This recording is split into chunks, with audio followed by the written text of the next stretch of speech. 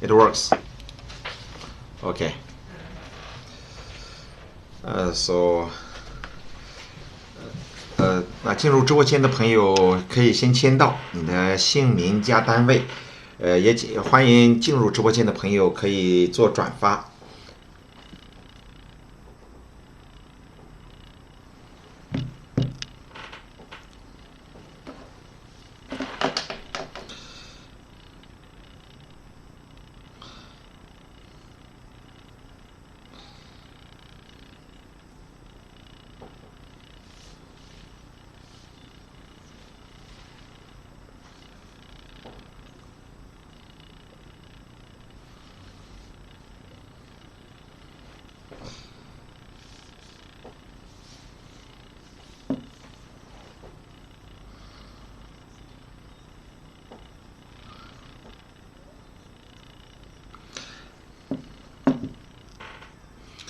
看到自由议员刘雪梅加入了咱们直播间，欢迎您。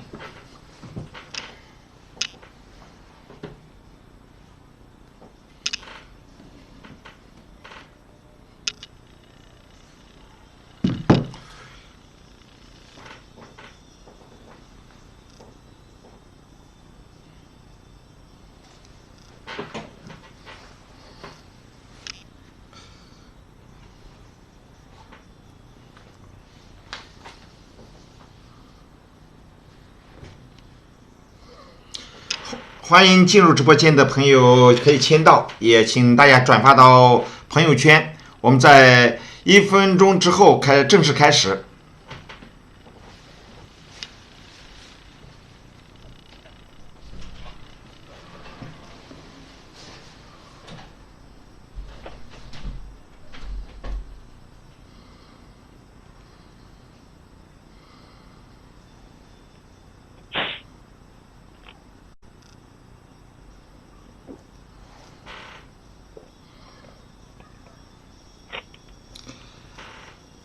欢迎大家签到，姓名加单位。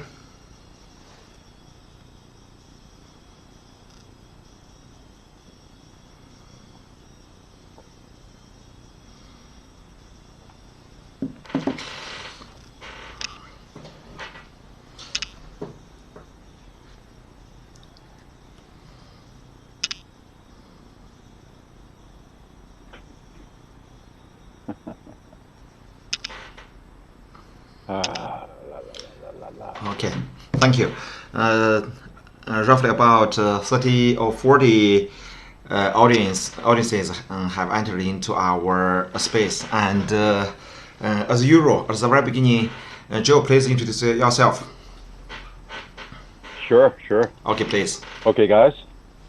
Most of you might know me already, but my name is Joe Martins, and I'm a former software developer and business analyst, marketer, technical writer, presenter, and I worked with many Fortune 500 companies for about 20 years. And then I transitioned into helping manufacturers in China sell, for the last 5 years, sell into the North American market. And over the past 1 year, I began helping people throughout China to improve their conversational English for school, home, work, basically anyone that wants to improve their ability to listen and speak in English. And that's what I do these days with Dr. Lyu Guo. Thank you. Thank you for your collaboration and your introduction. And let me introduce myself. My name is Lyu Guo, the founder of Suntrans. I am a translator and mining consultant. And about 20 years ago, that is to say, in 2000, I graduated from Northwestern University and went to teach senior high school English for 3 years. And at the same time, I also specialized in English for my second bachelor degree in London University. And then in 2003, I came to Beijing and studied at China University of Jinsha about petrology, mineralogy, and mineral deposits. And at the same time, I also worked for the globally largest mining company BHP Billiton. Up to now, it's still the largest mining company in the world and the largest company in Australia. And I was jointly cultivated by China University of Geosciences and the Chinese Academy of Sciences and Miami University in the United States in Geo Microbiology. That is about bacteria and rocks interaction. And at the end of 2009, I came back to China from the United States and worked for China Geological Survey, responsible for international cooperation, and compared a whole bunch of mining investment books. And in 2008, I registered Suntrans at the gate of Tsinghua University in Beijing, and in 2011, I registered Suntrans Consulting LLC in New York. And in the past 12 years, I have been more than 30 countries to help Chinese companies to purchase mines, oil fields, involved in the negotiation and translation. And at the same time, I also besides translation in geology and mining, we also we have held a whole bunch of international conferences in translation services and in mining industry. And as we know, I also currently we have beside the New York office in New York and Beijing, we also have another 3 branch offices in. One is in Toronto, Canada. The other is in Lahore, Punjab province, Pakistan. The third is located in Africa, that is in Uganda, Kampala, the capital Kampala.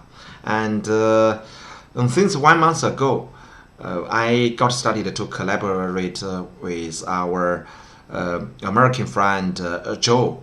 And our purpose is to provide some online translation or conversational English, spoken English, to improve our spoken English, and also introduce similarities and differences between China and America.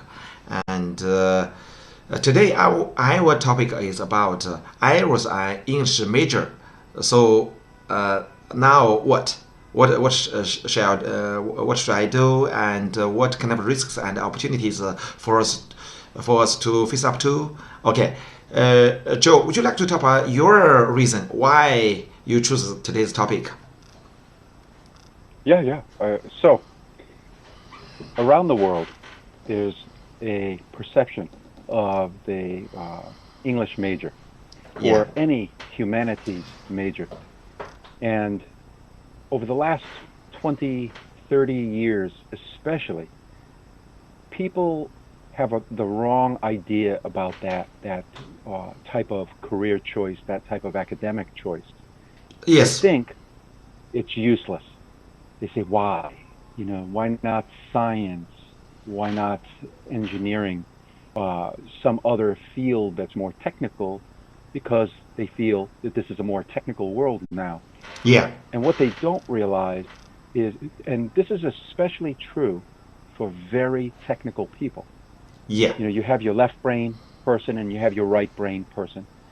And the technical people tend to see the world in a very technical way.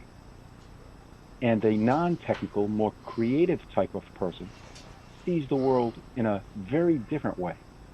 Yeah. I happen to be a little bit of both. I do the creative side in art and language, but I also have an engineering background, a software development background. So it helps me see the world from both points of view.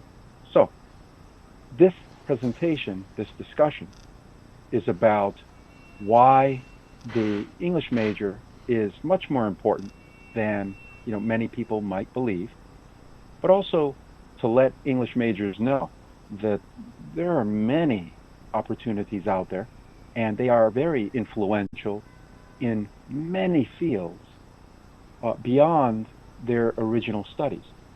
So hopefully by the end of this presentation, everyone will have a better idea of that. And what I've done is I started off with the very first slide that says some people think a humanities degree is useless, but some people are wrong. And businesses want employees that can write and think critically. It's essential. You have to have sort of a philosophical, artistic, creative mind and an open mind to be able to see the world from enough points of view. And we've discussed this, by the way, in previous discussions on other nights, other days. But to see the world from many perspectives in order to craft, better documentation, better speeches, better contracts. It plays a role. That skill plays a role throughout our lives. We just don't see it. Yeah. It's less. It's not up in what we would say in your face. Yes. That kind of skill isn't in your face. It's a more what we would call a soft skill. It's hard to define. It's less tangible than the mathematics or physics degree, but no less important. So on the next slide, this is sort of think of it as I'm joking. On the second slide, I say, if you're reading this presentation and you're thinking about how you might improve it, congratulations. That's exactly why businesses need people like you. If you're looking at my presentation and saying, this, it's fine. It looks fine. No problem. No, you don't have a problem with the color. You don't have a problem with the font.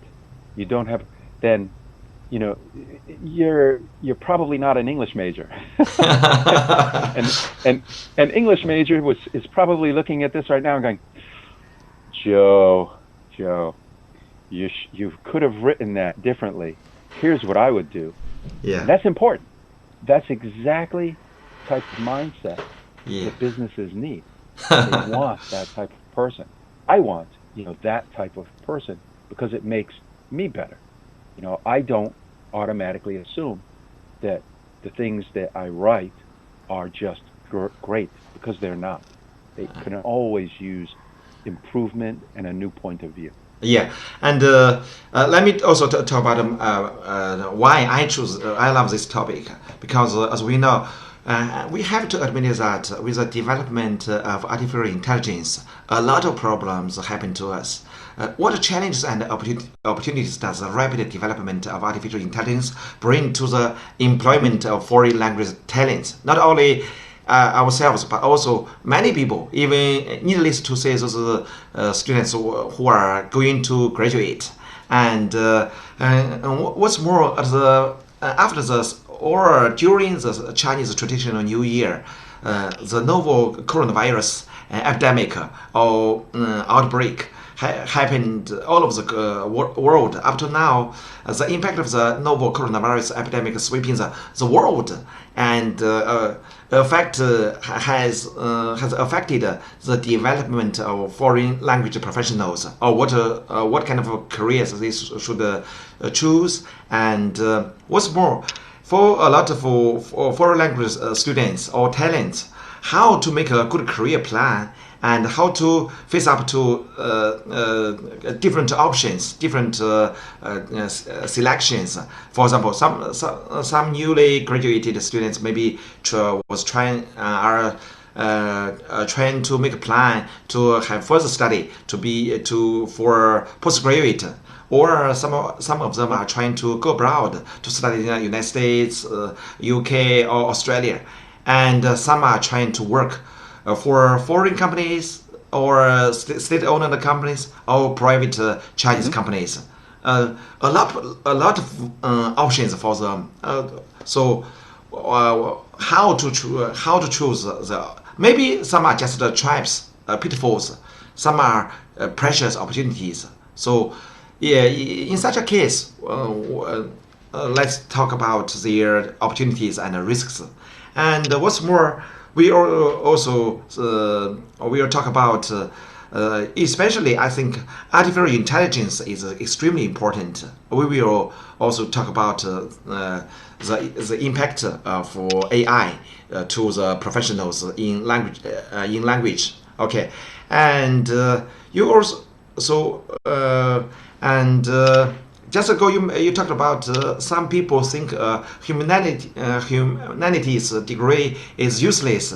Actually, a lot of people think like this. When I was very young, some our teachers said, told us, okay, as long as you are good at science, that is mathematics, chemistry, physics, then you no matter where you are, you will find opportunities to work. You don't worry to be jobless. 学好数理化，走遍天下都不怕。When we were young, our parents taught us, and actually nowadays, even we studied we have studied specialized science, we still feel full of fear that we may become jobless. So I think no matter what kind of majors you have studied, you must recognize, we still need to study a long life, not only 4 years or 7 years. Even you can imagine. I majored like a doctor. Biology for the first bachelor degree, English education for the second bachelor degree, and mineralogy, petrology, mineral deposits for my master degree, and for my PhD, I studied Geo Microbiology, 地质微生物学, and also I did a lot of work about mineral exploration, a lot of scientific research work, and also worked for government about mining industry management. And later I became a boss, a private company's boss. And I still think I was a pupil at a primary school. I know nothing about human resources, marketing, and how to build a brand, how to design KPI, key performance index. So no matter what kind of majors we specialize, I think the first point we must recognize, the world is always changeable, is always changing, and what we should do is to adapt to the new environment and to learn more and adapt to otherwise we will be out of date and useless. So that means always study, no matter what kind of majors you selected or you studied. You not only the major you studied, and in future, even not for some degrees, you still need to learn more. So this is my first point. And about business want employees who can write and think critically. Would you like to also talk about your idea? And some people are wrong. At least I also think. Yeah. Okay. Go ahead, please. Think of it this way: it's easier to teach a creative person to think in a technical way, than it is to teach a very technical person to be creative. Yeah. In my life, I started out with the creativity, with art, sculpting, drawing, and then I was able to transition to use my ability to think in 3 dimensions. To use my ability to think outside the normal, think of it as the normal path that you might take to solve a problem. And that I was able to apply in engineering. Okay. And here, let's welcome several friends. I can several familiar friends also join here. One is Gene interpreter, translator. Maybe it's a little bit. Maybe he is talking about myself because I specialize in biology and Geo Microbiology. Yes, I did a lot of scientific research regarding DNA extraction, RNA extraction, and gene sequencing, and that's why I am comparatively knowledgeable for coronavirus. And one friend, he is a founder of Medio 音乐新生 music. You are welcome. And Lyu Guo from 中国矿业大学. Yes. And some friends also give tips to us. Mr. Lao Wang, he left a lot of message and very active in our conversation. Thank you so much for your tips. Yes. Yeah. And okay, okay, go ahead, please. So basically, you have the creative type of person, like Yes. an English major, someone who's capable of seeing the world from many points of view. Yes. You can help to teach them more technical aspects of a career. Yes. It might be in engineering, it might be in technical writing, but it is extremely difficult if someone just isn't naturally creative. Yes. But they're very highly technical. So let's say a mathematician. It's not always easy to teach a mathematician how to be a creative person.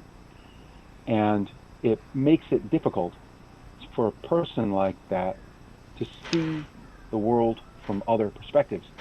A mathematician probably, more often than not, sees the world from the perspective of a mathematician. Yes. From that technical perspective. So in business, you need to have employees that are adaptable, they're flexible. If they need you to fill a new role, if they need you to work on a project that they have never encountered before, this is a new problem. Yes. They need a person that can take everything they've learned from many different fields, from many different ways of thinking, and apply that. We say to bring that to bear on a problem. So, that is almost by definition the humanities type of individual. Yes. And it's built into the word humanities. If you had simply technical people in the world, I wouldn't want to live in that world. We need to be able to understand each other, have empathy, sympathy, compassion, tact. These aren't things that highly technical people tend to have. Yeah. So, when I worked with engineers at the defense industry, they tend to be they're socially awkward. Yes. They're nerds. Yeah. They're nerds, right? And they're just very socially awkward individuals that they don't find it easy to communicate. They don't find it easy to collaborate. And so they work best when you give them a job that's solo. They don't have to do much teamwork, and it's well defined. Step 1, 2, 3. Here's what I want you to do. Now go do it. That kind of individual fits well with that kind of job. Yeah. But if the job is really defined, or the job involves working with customers, customer facing, imagine a speechwriter for President Xi. That person has to understand the message that the president wants to convey. Yeah. And the circumstances under which they're delivering this message. Yeah. So that message has to take into account so many different things about the culture, about the economy, about society in a country, in order to know how to write it, how to even begin to write it. That's not going to happen with a technical person. Here I also can. I worked for years with them. Yes, here I can also take two very great figures One has passed away. One is still alive in China. One is, we know one is Chairman Mao Zedong. He was a poet. He was a poet. He wrote a lot of poems and a lot of papers. He is very good at how to inspire people to realize the whole Chinese dream. And the earliest work for him is to manage the library in Peking University. So his work is just to manage the library. Another person is Li Yanhong, the founder of Baidu. In China, a lot of people are using the search engine Baidu. We know he also specialized about a major about how to manage a library. So even this, we cannot say humanities or sciences which one is useful or not. No matter what kind of majors you specialize in, I think both are useful. And in future, you have to learn more. And so we don't always think, as long as we specialize in certain major, we think, oh, the major is useless. We cannot say. Even for English, I think it's extremely important. As long as we can speak fluent English, that means we have opportunities to do business with all of the world, a lot of people. So after all, nowadays, all of the population of the Earth is about 7 billion. So most people are still can speak Chinese and English. So if we can speak fluent English, that means we can learn. We have a lot of opportunities. Even we want to publish scientific papers, no matter humanities or yes, always English. Most papers are in English in international conferences. So we cannot say English is useless. Even yesterday, from certain WeChat groups, I remember one professor from Fudan University also mentioned, a lot of specialties such as MTI, that is master's translation degrees. For this major, maybe useless. Some people say, I think we must correct some opinions. That is, at least currently, English major is still extremely important for most people. Even you can study more, not only for degree. Degree is just one part. For me, I got 5 degrees, but I still think I needed to learn more. So some 4 degrees, some not 4 degrees. Anyway, we needed to learn as many as possible, as much as possible, no matter which aspect. So don't just rely on 1 degree. 1 degree decided everything. You cannot think like this. This is about science and art. And absolutely. Yes, go ahead, please. And well, I think what ends up happening in business is that a lot of the times you cannot predict what is going to happen over the next 5 years, not even the next 2 years. Yes. You don't know how your market will change. Yeah. You don't know how the customers might have new expectations. Yes. Or, maybe they're slowly trending toward different technology or a different way of doing things. A great example, the schooling today, modern education required many students to attend college in person. Yeah. But as we saw over the last 3-4 months, the colleges had to face reality. Yes. And that reality was that there's a virus, and they could not have large bodies of students on campus. Yes. And they had to quickly shift to something that before was something that they did only sometimes, which was online education. Yeah. So when you take a school, any of the schools in China, US, Harvard, when they sent all their students home, and said, okay, online. Yeah. Now you can see them struggling with how do we communicate to these students and teach them engineering, mathematics, philosophy with video, with, like this. Yes. That's a challenge. And I think that people who excel in communication have a much better chance of transitioning to a new medium. Think of it like this. A good artist can take any brush. Yes. It can be a cheap brush. It can be an expensive brush. But if they are a good artist, they will make an amazing painting. A good musician can take any instrument, a cheap violin or an expensive violin, and play beautiful music. But it does not work the other way around. You can give the most expensive Stradivarius violin to an amateur, and they're still an amateur. It doesn't make a difference. So an English major and humanities major has a skill set that when their boss says, okay, we need to transition to online,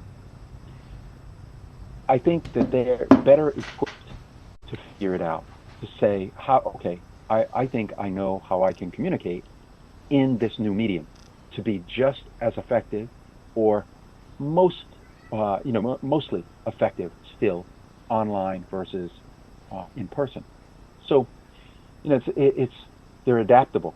It's a very versatile, and that in business is invaluable. I would rather have 2 versatile people, whether they are soldiers, teachers, engineers, 2 versatile people than 10 flexible people. It's just, it's a better way to adapt to a changing environment. Here I also want to talk about 2 points. One is maybe some of our audiences have studied English major, and maybe if they are not very good at English, I still suggest they shouldn't go abroad to have further study. Even some of them are studied English but not English major, maybe geology or IT. Anyway, I can tell some stories happened to me when I went to study at Miami University at the very beginning. Because in America class, usually a professor would like to ask students to deliver a presentation very frequently, and in the very beginning, when I delivered a presentation several times, my professor criticized me. Okay, you must improve your English as quickly as possible. If your English is broken, then how can you communicate with other people? So it's the same. If we couldn't fully understand our teachers, our teachers, that means we will lose a lot of opportunities. Another point is some students maybe didn't study English well enough and went to study in America. They select roommates or roommates just select Chinese. And further, they lost some opportunities to prove their English. And I can let me talk about another example to demonstrate the importance of studying English well enough. That is, when I got my master's degree, I got a lot of opportunities. One is continued to study for my PhD, and the other is worked for the globally largest mining company BHP Billiton. The third is to teach to teach biology in English at one private school. That is the title is named Huijia. They also recruited me, but I quit that job because almost at the same time I got four offers, but I just selected the global largest mining company BHP Billiton because it involved in my major and the salary also the highest. And And here, and I also want to describe some mention some of my classmates. Some of them maybe studied their major geology well enough, even much better than me. But I knew not only English but also geology. Both I combined the two capabilities together. The two, and so that even my salary were at the same time. That happened in 2006. My salary was 5 times of some of my classmates, just because I mastered not only geology but also English, so I can work in English. At that time, my work was mineral exploration, to prospecting for porphyry deposits, and also as a translator, interpreter. So I could do two things. One is translator. The other is prospector or mineral exploration. So language is still important. Even for some students, they specialize in English for the first bachelor degree. In future, for master or PhD, they still can change their majors to study something else. Maybe study finance or law or etc. Anyway, for major for them, there are still a lot of opportunities. Here, the above are 2 points I want to emphasize. Okay, that's exactly why business need more people like you. Here, do you want to talk more, or let's shift to another slide? Oh, we can go to the next slide. Okay, and that is about their life after English. Ask a Harvard graduate. Okay. So the next 3 slides. Yes. Are all about Harvard and Stanford. Yes. And the reason that I chose them, I want to show you, for these 2 top American schools. Yes. Where do their students go for their careers after an English major? So, in order, this is 2018 at Harvard University. Yes. 17% went into education, which is a natural fit if you spent your time, learning the English language, but also learning, effectively learning how to teach, not just yourself, but others. But yes. Look at the rest of these. Law. There are 16 out of every 100 humanities graduates at Harvard that go on to pursue their Juris Doctorate, their law degree. 11% get into the entertainment industry, which is very cool. We'll talk more specifically about these industries later. Another 11% in TV and film, very cool, these being shows. 10% in business industry consulting. That is a range of activities. From technical writing to writing grants, proposals, contracts. 8% in investment, banking, finance is huge. If you cannot communicate an understanding between customer and service provider, or between employees in an organization, that's a problem. And in finance, that can result in some very expensive mistakes. Publishing is another natural fit. That's publishing and education. If you asked people, they go, oh yeah, publishing and education for English major. But the rest of these they wouldn't necessarily think about. Healthcare. Think of all the laws, think of all the documentation, and simply, in some cases, where an English major may go on to become a physician, become a doctor or a nurse or a radiologist or a cardiologist. So they can use those same skills, the versatility, the critical thinking, to do that. And then the last the smallest segments are some go into nonprofit, a few go into IT, computer technology, a few go into government, and the rest are spread along things like just entrepreneurialism, self-employment. That's at Harvard. The next slide.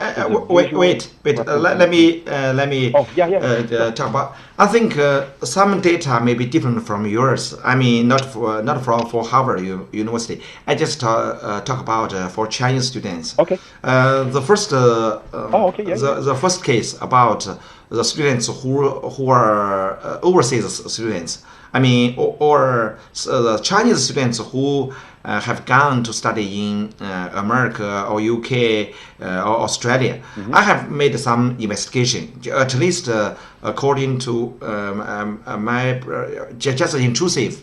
More than 85% of Chinese students who study in America, their majors about business or finance or accounting, how to make money.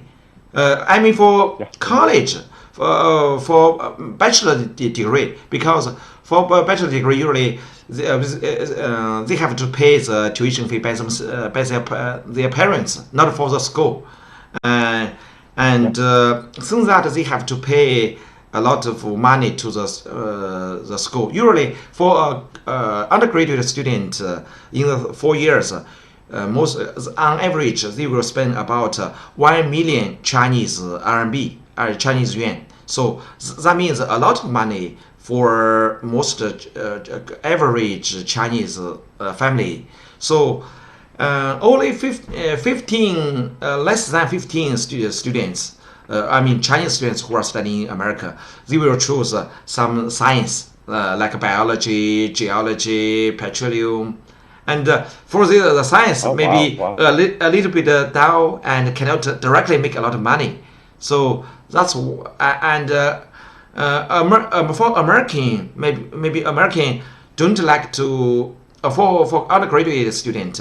They they dislike to give more offers for Chinese students to learn some majors, but if we are for these Chinese students who are trying to get a master's degree or PhD degree, usually they can get a lot of scholarship, very high scholarship, even they don't have to pay by themselves. As long as their GRE, TOEFL scores are high enough, they will be recruited by the universities to get their degrees. But for undergraduate students, most people just study the money-oriented for finance, accounting. This is and in China, the second point about the Chinese students, the top students, very prestigious universities like Peking University or Renmin University or Tsinghua University. I also noticed some data. Most students would like to work for the first choice, still about the government, because in China, as long as you have power, you have certain right. That means you can realize a lot of dreams. This at least I just talk about the top universities. The second another choice is about finance. And as far as my personal understanding, in America, the elite or the most smart person, the smartest person, maybe focus on financing. They are very smart and make a lot of money. They are doing business. And in China, the smartest guys may firstly choose to be to work for government. Because as in China, government is extremely important. As long as you have right, you can make decisions. You can get a lot of resources, no matter social resources, natural resources. You will get a lot. So in China, the options for them may be a little bit different. And because almost every year I will check the list about the questionnaire of investigation of the graduates from Peking University and Tsinghua University, what kind of jobs they will select. So in great degree, it's different from Harvard University. Yeah. Yes. But in the U.S., and I think this is true in many countries, you'll always get a distribution. Right? Yes. You'll get intelligent students that go into government. You'll get intelligent students that go into engineering. Yeah. In the U.S., you'll get intelligent students, very intelligent students that don't even go to college. Oh, like Bill Gates. If yes, they could decide that college is too boring for them. Right. They don't even bother to go. So intelligence, for me, the indicator is that desire, that passion. Yeah. I look at it as, look, if you're an intelligent person, but you have no passion for anything, right, you don't have value to me. What am I going to do with you?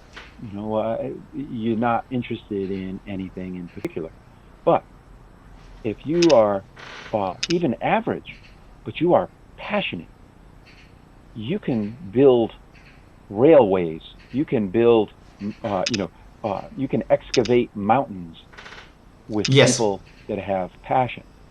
And so in business, the preference, even though it would be great if you could get both passion and intelligence together, when it's not available, I lean toward the passion, to the people who are willing to put in the long days. They're willing to go the extra mile, get the job done. Yeah. And a lot of business people, they want to hire the smartest, passionate person they can find. Yes. And schools want to accept the smartest, passionate person they can find. Yes. If they wanted just intelligence, they'd be happier with robots. Right. But they want more than intelligence. And you have to, we'll talk about this more after, but you have to stop thinking of yourself as a degree. If you define yourself only by your degree, then you're missing out, and your employer and the school is missing out in you as a person. Yes. And if you, especially in American government, there is so much passion, good or bad. Yes. There's so much passion within the government. You can see some very heated arguments where people take a position and they defend that position. Some of it very intelligently defended, even if you disagree. Right. And that is the kind of person that, the government, the corporations, the schools, that they love that. Yeah. So go beyond your degree, and when you describe yourself to someone, I love doing this. This is a great exercise. Say, who are you? Tell me who you are. Almost always, a student will talk about their major. Right. A graduate will talk about their degree. Yeah. They might talk about their hobby. Yeah. They never say who they are. They Yeah. define themselves by all these external factors, that when you strip them away, take away your degree, take away your hobbies, who are you? Many people can't answer that question. Here I can take one example about the degrees, the feelings regarding degrees. Maybe just several years ago, I recruited one alumni from Peking University because I finished my postdoc at Peking University in geology, and one student, he maybe younger than me, 5 or 6 years old. He came here to work, and and he was really smart, because in China, as long as you can enter into Peking University to study, especially finish your bachelor degree and master degree, that means you are very smart. But I found this guy a little bit different from others. He is smart. He can quickly. He is a quick learner. He can learn. He could learn everything very fast. But he told me never mention about Peking University, although this is a prestigious university in China. But he said, I'm ashamed of it, because or he felt it's not proper, because I was not so excellent. I even feel diffident. And if you mention about Peking University, sounds like you are calling my name. You don't think I'm good at it. And he was very angry as long as you mentioned about Peking University. So some people never talk about their mother school where they graduated. Well, and by the way, you'll also see the same effect. Yeah. Where when I say, who are you, you'll see the same effect when children of wealthy families, celebrities, the children of celebrities, they don't want to follow the shadow of their parents. Yeah. If someone says, who are you? Oh, I'm Arnold Schwarzenegger's daughter. Yeah. She does not want to be known as Arnold Schwarzenegger's daughter. She wants to be known as herself. Right. So you have an identity. Yeah. And part of the humanities is helping you to identify who you are. That does not happen in engineering school. That does not happen in medical school. Yeah. It only happens in the humanities, where you study philosophy, where you study psychology, where you're trying to learn not just about the world around you, but about yourself. Here, I want to emphasize the two different points. One is about degrees. One is your capabilities to study. Means degree doesn't make sure you are really smart enough. We have to admit, if you obtained a certain degree, that means you really were educated, certain knowledge. Were educated in certain knowledge, but that doesn't mean you still can adapt to the new job or different environment. And even we got certain degrees, what we are doing is essentially our real degrees. Real degrees is what we are doing. For example, Jack Ma, he just a bachelor degree, even not very famous, Hangzhou Normal University. Even most Chinese people don't know the university, but he is very smart. When he was opening the company, he also opened one translation company like me, but he lost a lot of money. So that he had to open one grocery or to sell some flowers to maintain the normal opening of his translation company. Haibo Fanyi I remember the translation company. Anyway, he studied from people in our daily life. No matter what you are trying to make a business phone call or trying to have a negotiation on the negotiation table, or go to different countries. Sometimes we even it's necessary for us to learn related laws in certain countries. And what we are doing is exactly our major. For example, nowadays, just because of the coronavirus, actually in some degree you can call it is anti-globalization. In the past, the international trade, international trades are very blooming, and the international businesses or trades happen among every countries, all of these countries, but nowadays we cannot go to different countries, and even delivery businesses are internet between or among countries also were impacted. So that means, and sometimes we cannot talk with our clients face to face. That means I must learn some new skills. For examples, nowadays not only in China but all globally, we can find a lot of commercial models or working environments are changed. For example, nowadays you and me are making live stream online. And in the past, when people are trying to provide training services, always get all of the people together in the same place, in the same classroom. That's what I did. Yes, we have done a lot in the past, but nowadays we have to admit more. Just in the past 2 or 3 months, more and more online education companies are blooming. They have started even my son Gary every day just stay at home and online to study. But in the past, we have paid a lot. Every day, I pick him up and send him to some training center, spend a lot of time and pay a lot of money.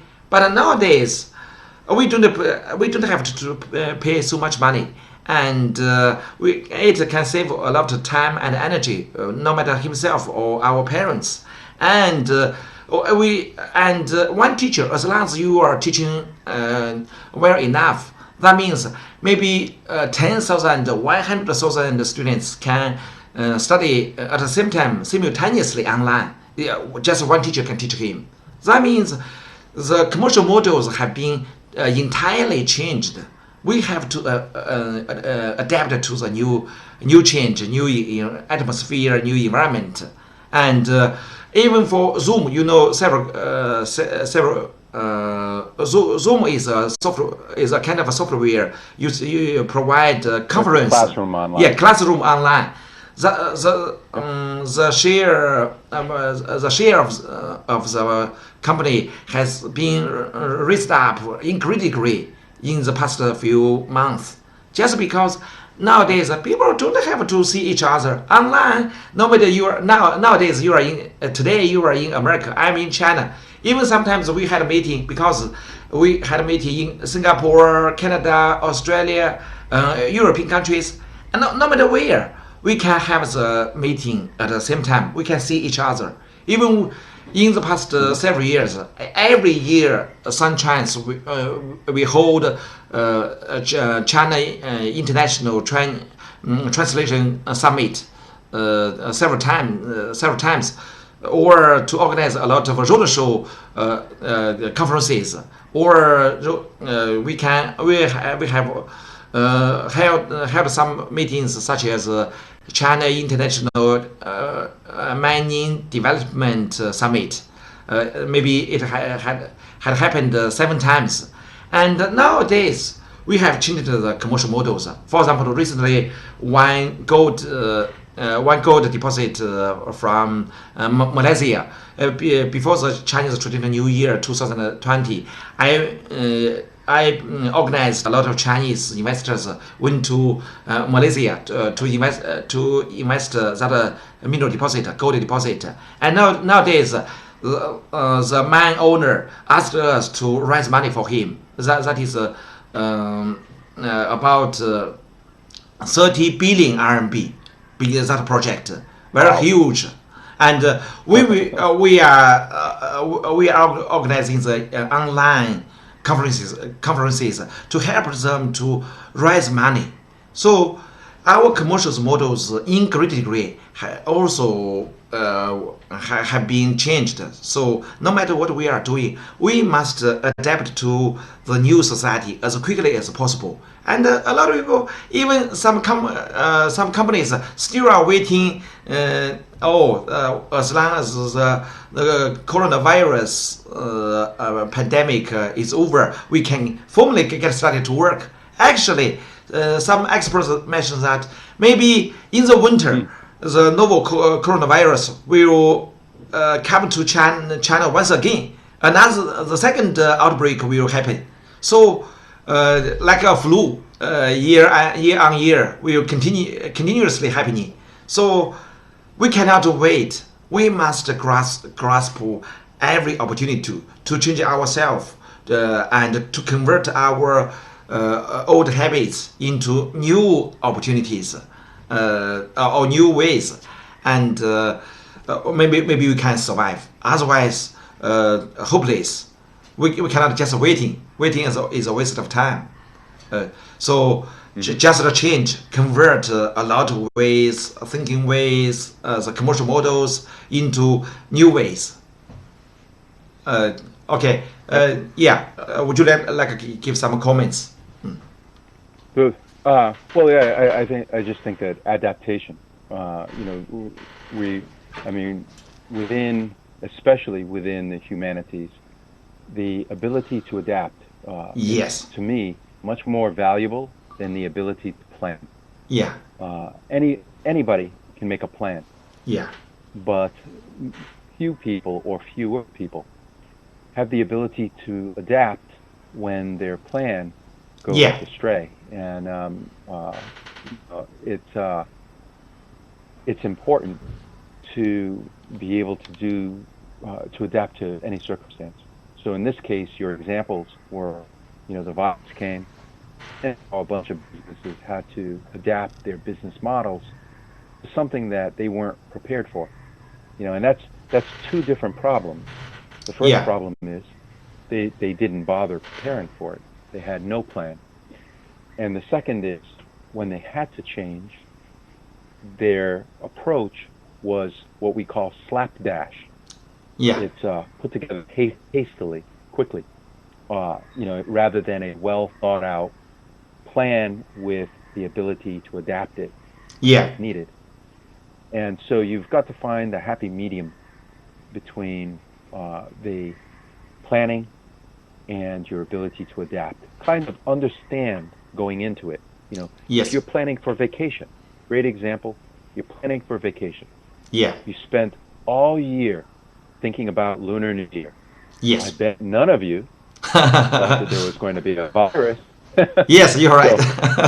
So, it came, and you're going, I'm going to my parents, we're going to have fun, we're going to play cards, it's going to be a great time.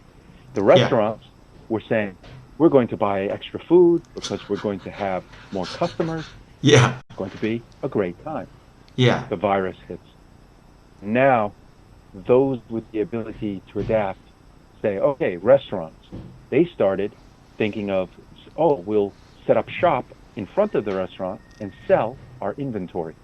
All the extra food that we purchased, we'll sell it as produce so that we don't lose all of the money that they spent on goods before Lunar New Year. Families have to get creative about celebration, celebrating indoors things that they might ordinarily do elsewhere. So within the humanities, within the English majors, I think that they're just better equipped to adapt, or at least I should say people who have been exposed to the humanities.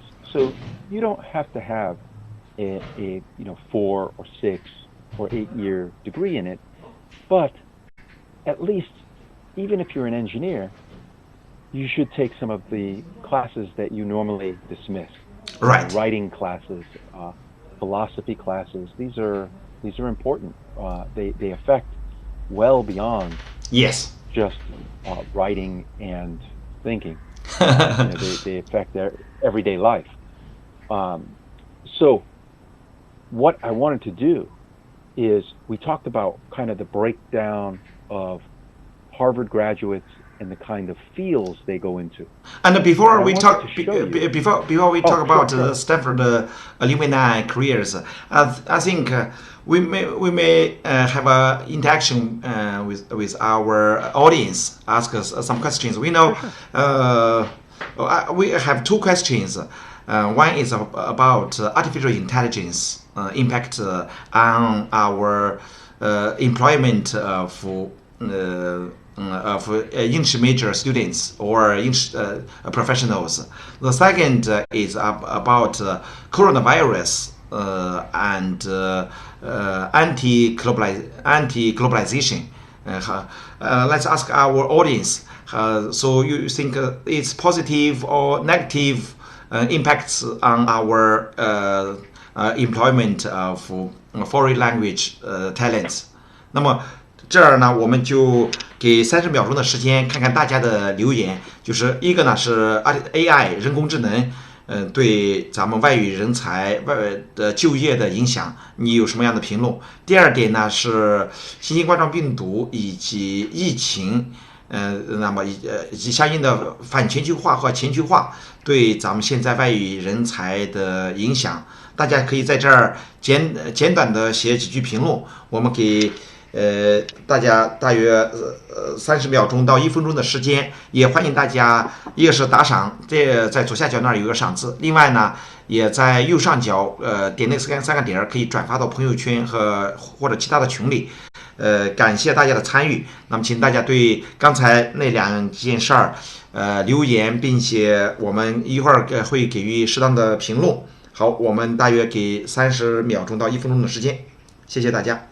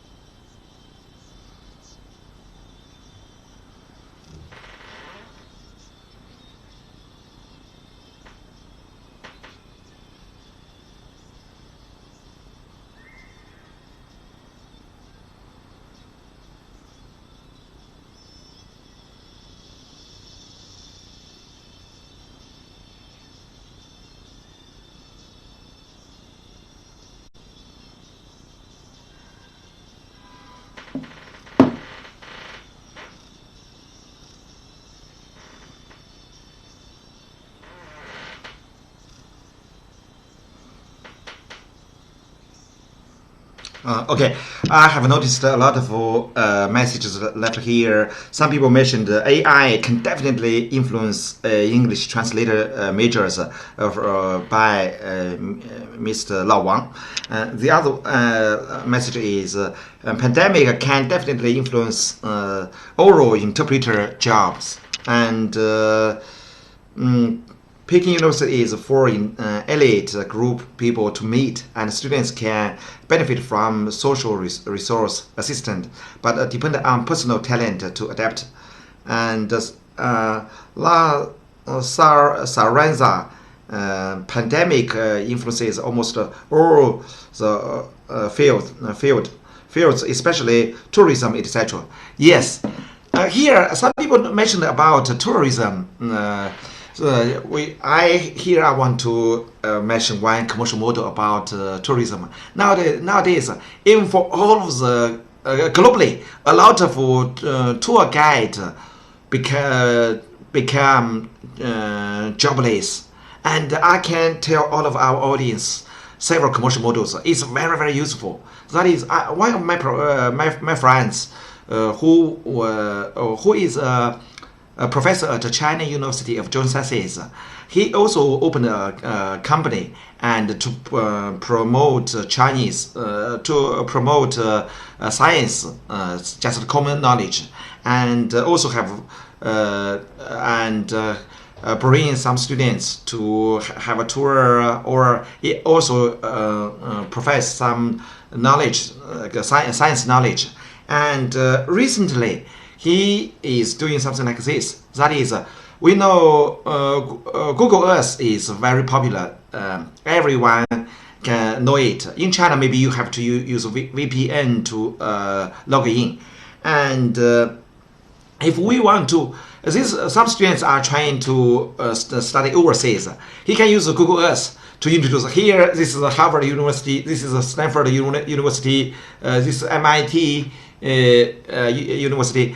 And as long as you want to visit some places or even some landscapes, some scenarios, he will use Google Earth. He knows a lot of knowledge stories. He also is a geologist.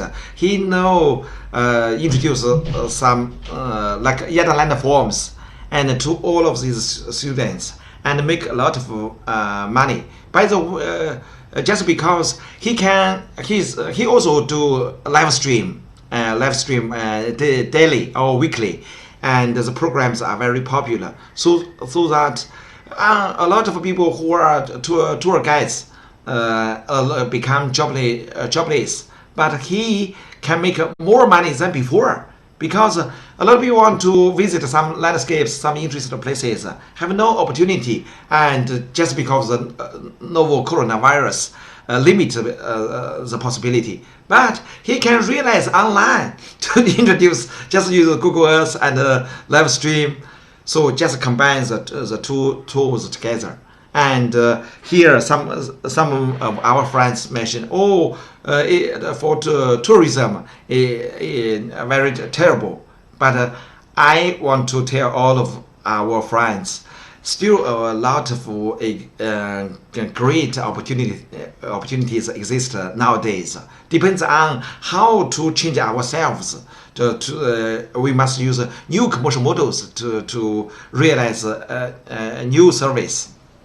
Okay, would you like to give some comments, Joe? Please. You should always see every problem as an opportunity for some other approach. Yes. So, for example, in the environment, there are many cases throughout the world where someone would introduce let's say a fish into a pond to eat other kinds of species in order to control that species. But then the fish becomes uncontrollable and there's too many out of control of that new species. Yeah. So you will now that's a problem, but you will inevitably get someone who comes along and they say, there's so many of these fish. I wonder if they taste good. Yeah. Because I could cook them and start a restaurant and use these fish in my restaurant. Yes. So today, in the United States, there are people that are using sea urchin, which is popular in Asia, but not popular in the United States. But they are trying to find creative ways to cook sea urchin and make it popular in the U.S. so they can address a problem, an overpopulation problem with sea urchin. So always look at a problem as more of an opportunity to come up with a new solution. It's not the end of the world. Hopefully. Right. But Again, in the context of what we've been talking about, I think that in the humanities, being able to look at a problem from many perspectives is what enables you to see something and say, wait a minute, we've been looking at this as, an engineering issue. It's more of a humanitarian, usability issue. Yeah. I will give you an example. It's one of my favorites Okay, please. of all time. Okay. And you can see this in every Wanda Plaza in China. Many years ago in the United States, when the elevator became very popular in tall buildings, people were upset because Waiting for a long time. too much time. Yes. It took a long time for the elevator to get to the next floor. Yeah. So you're waiting and you're upset. Now, if you're an engineer, how do you look at that problem?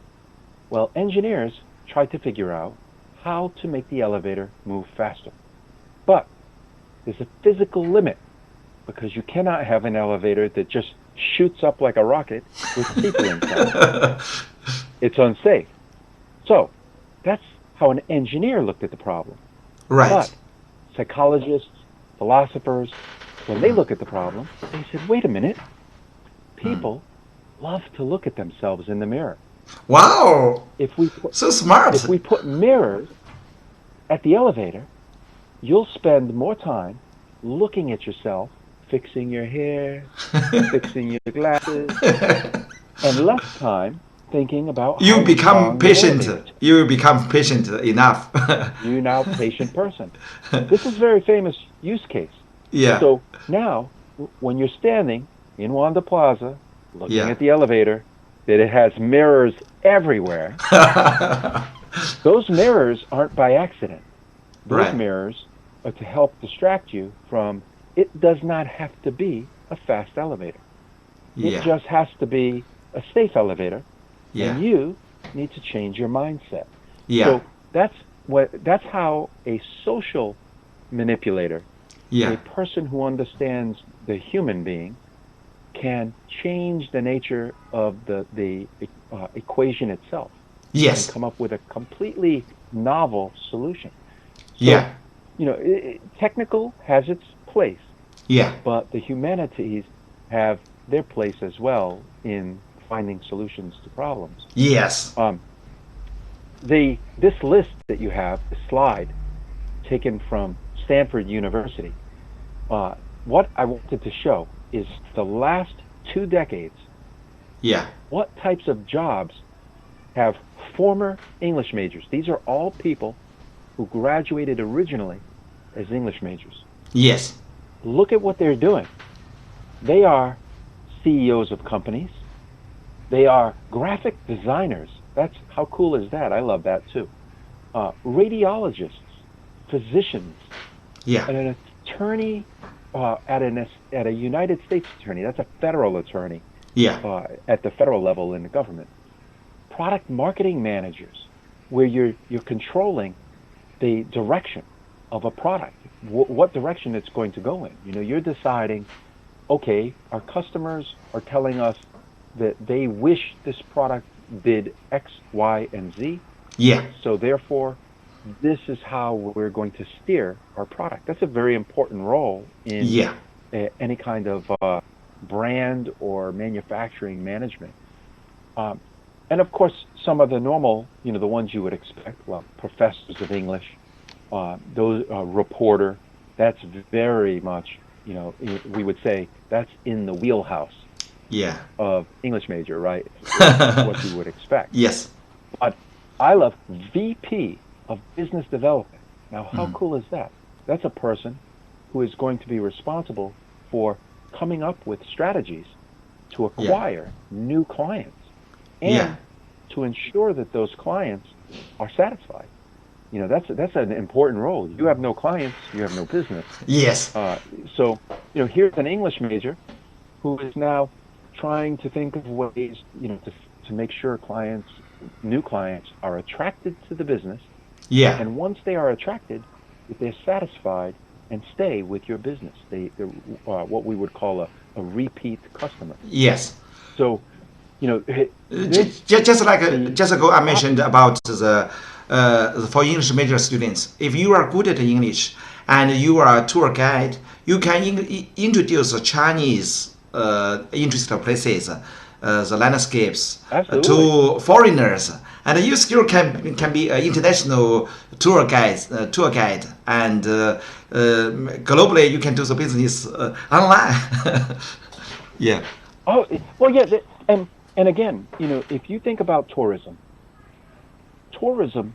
if you took anyone randomly off the street and you said, okay, you are now a tour guide. Yeah. You don't know what you're going to get in terms of a person who is able to excite, get you enthusiastic about tour, enthusiastic about a location. Yeah. If you're a business and you're trying to attract people to Fuji, or you're trying to attract someone to Venezuela, well, you need an individual who can look at what is Venezuela, how is it attractive, why is it attractive, and how do I convey this to the audience in an effective way? Because if the audience listens to you and ultimately they don't buy a vacation to Venezuela, you didn't do a very good job. So rather than selecting the random person off the street, you would hire someone that can look at a body of information. They can look at photographs. They can look at descriptions of hotels. Yes. Descriptions of beaches, and local government, crime rate, everything about that location, and then come up with, how do I present this in a meaningful way to the customer? Yes. And so that's a very special skill set that has to be developed over time. Someone has to read a lot. They have to love to read. Oh my goodness, English majors, if you don't love to read, don't go into English. But or actually any language major, just stay away from language. But if you love to read, you have to love to read. You have to love to analyze what you've read. You have to love to come up with different ways to think about and absorb what you read. And that's what that whole field is about. And that's something, by the way, that's missing in the technical field. And here I could have gone through. Here I also want to introduce another opportunity that for English major students. That is teaching Chinese in English. Nowadays, in the past several decades, American is #1 in the world. Most people will go to study in USA, and nowadays China has been listed #2 most important country for overseas study, and that means more and more foreigners have come to China to study different languages, to learn Chinese and different majors. And even some people who are still in different countries, they didn't want to study in China, and because it's very expensive. And nowadays, for English major students, they can teach Chinese online and use live stream plus some Zoom software, and even some people are trying to do business with the Chinese. They can also teach them in very short training courses to improve the basic Chinese level. And in such a case, a lot of Chinese major students, English major students can have more opportunities. Even in China, your students can be all over the world, any country, anywhere, as long as you can do live stream and you can speak English, and then you can teach them Chinese. So why some people say, oh, you're an English major, you don't have a major. That means because everyone can speak, can learn, no matter they are studying geology, IT, chemistry, all of them are study English. Although their main major was is nothing to do with, is not about English major.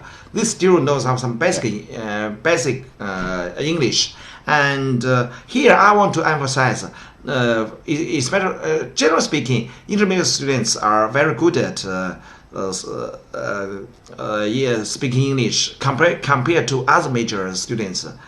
So you can teach English, Chinese for foreigners or do some international communication. So we cannot say, oh, for English major students, we are jobless, no opportunities. Actually, a whole bunch of opportunities. Depends on how do you grasp the opportunities. So teaching foreigners Chinese is good commercial models, as long as we use online tools or live stream or Zoom, a lot of opportunities to realize it. Okay. Yeah. I mean, basically, again, think of it this way. Yeah. Over the last 20, 30 years, a lot of people, parents particularly, but they thought, put my kids in technical fields. Yes. The problem with that is if you went to school for software development, yes, the likelihood that you can work in dramatically different fields, let's say marketing, it's very low likelihood that you are going to do well in marketing if you are someone who's primarily a software developer. Yeah. If that's the way you see the world. So I would argue that usually people who follow those kinds of career paths, a mathematician, a physicist, it's hard. It's very difficult to get them to go into a completely different career. Yes. They don't have that skill set to do that. In the humanities, it's purposely general. Yes. It's on purpose. The idea is be horizontal and later specialize. Yes. If you want to become an attorney, great, but you have the basis, you have the foundation. Yes. As what we would call a generalist. Yeah. And that is super important because it opens the door to many more types of careers. And yes, if you want to teach, English, if you became an English major and you want to teach Chinese to English-speaking people, there's an opportunity there. Yes. But keep in mind, one of the main differences between teaching English and teaching Chinese is that the Chinese government, long ago, had Confucius Institute. From an early, from an early age, you're going to learn English and Chinese. That does not exist in America for any other language. So, in other words, there's no school that says you're going to learn French and English, or you're going to learn Chinese and English. There's none. Usually, you aren't exposed to a second language in the majority of American schools. There are exceptions, but the majority, you are not going to be exposed to a second language at a minimum until middle school, 8th grade, most of the time until high school. So past your prime years for learning another language, it's very difficult at 14 years old to pick up a new language.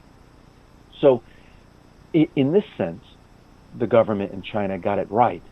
They said, okay, nationwide, we are going to continue to have Mandarin as the national language, but we're going to offer English as well.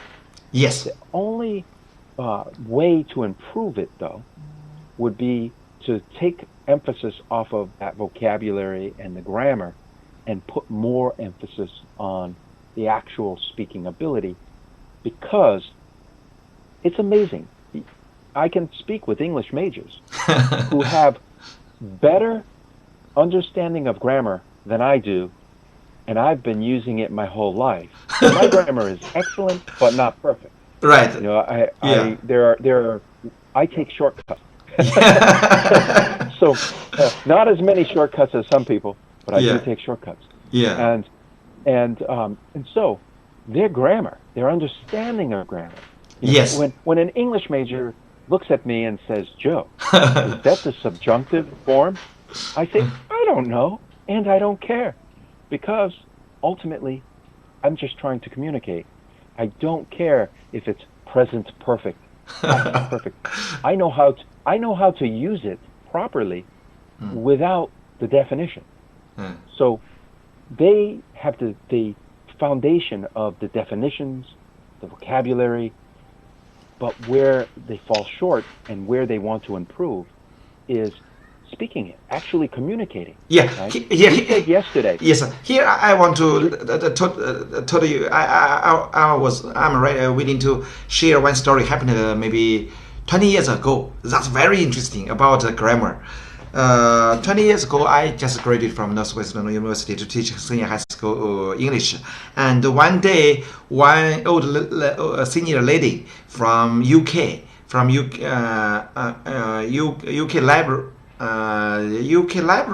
UK Museum, 大英博物馆. She came to visit because in my hometown where there is a very world famous interesting place that is Mogao Grottoes, Mogao Ku, and he went to my class to communicate with our students.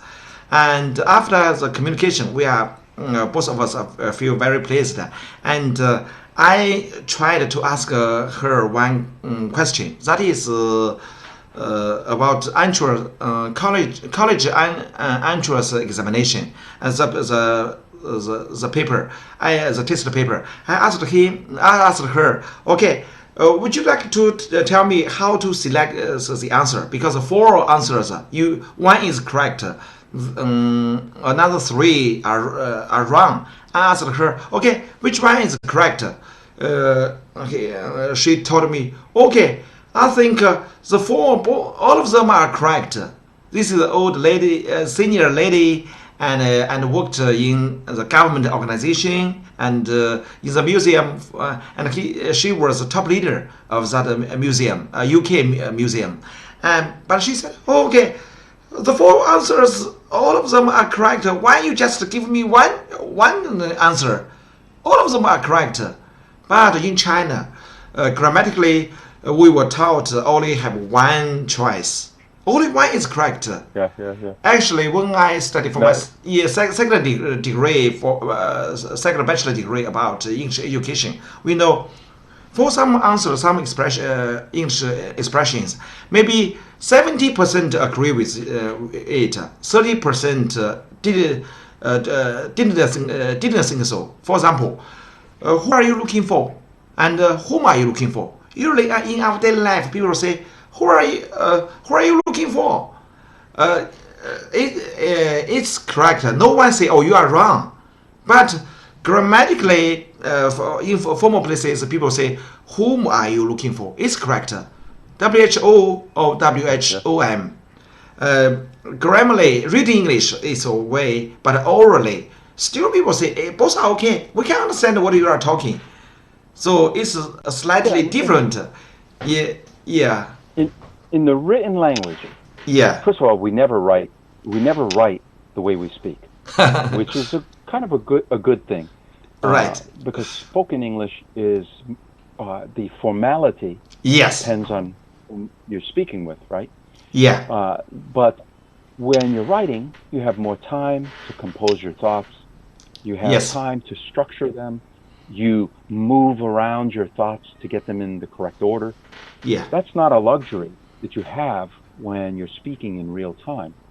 Things won't always come out the way that you want. In fact, there are times where I know which word I would like to use, but I can't remember it. There, it's at the tip, we say the tip of our tongue, right? Yeah. The tip of my tongue. So my mind will quickly default to the next best word in that case. And yes, you have to let go of your ego and say, the words aren't always going to come out perfectly, but what do I always say? It's not about perfection. It's about understanding. Yes. If we understand each other, problem solved, mission accomplished, don't worry about it. I'm not grading you. Hopefully you're not grading me. Yes. When you're talking to a foreigner because you're on a date, or you're talking to a foreigner because you're trying to establish a business relationship. Yes.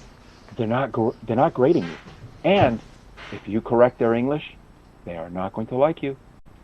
So it's more about communication. It's about just simply being understood by the other person and also understanding what they're telling you.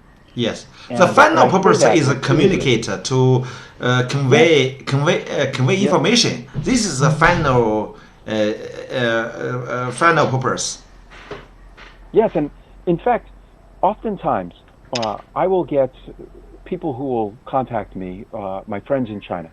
They will contact me and they'll say, Joe, someone said that this sentence isn't the right way to say whatever the statement is. And I would say, well, you can say it that way, but I could say that same basic message 5, 6, 10 different ways. Each way has a little bit of color. It depends on what I'm trying to achieve. Yes. And so there in the same way that there is no one best tea in the world, right? Yes. You have your preference. You might like a different green tea than I like. There is also no one best way to say something in a particular language. There are better ways and worse ways, but no single individual. No one standard, no one criteria. Yes, no standard.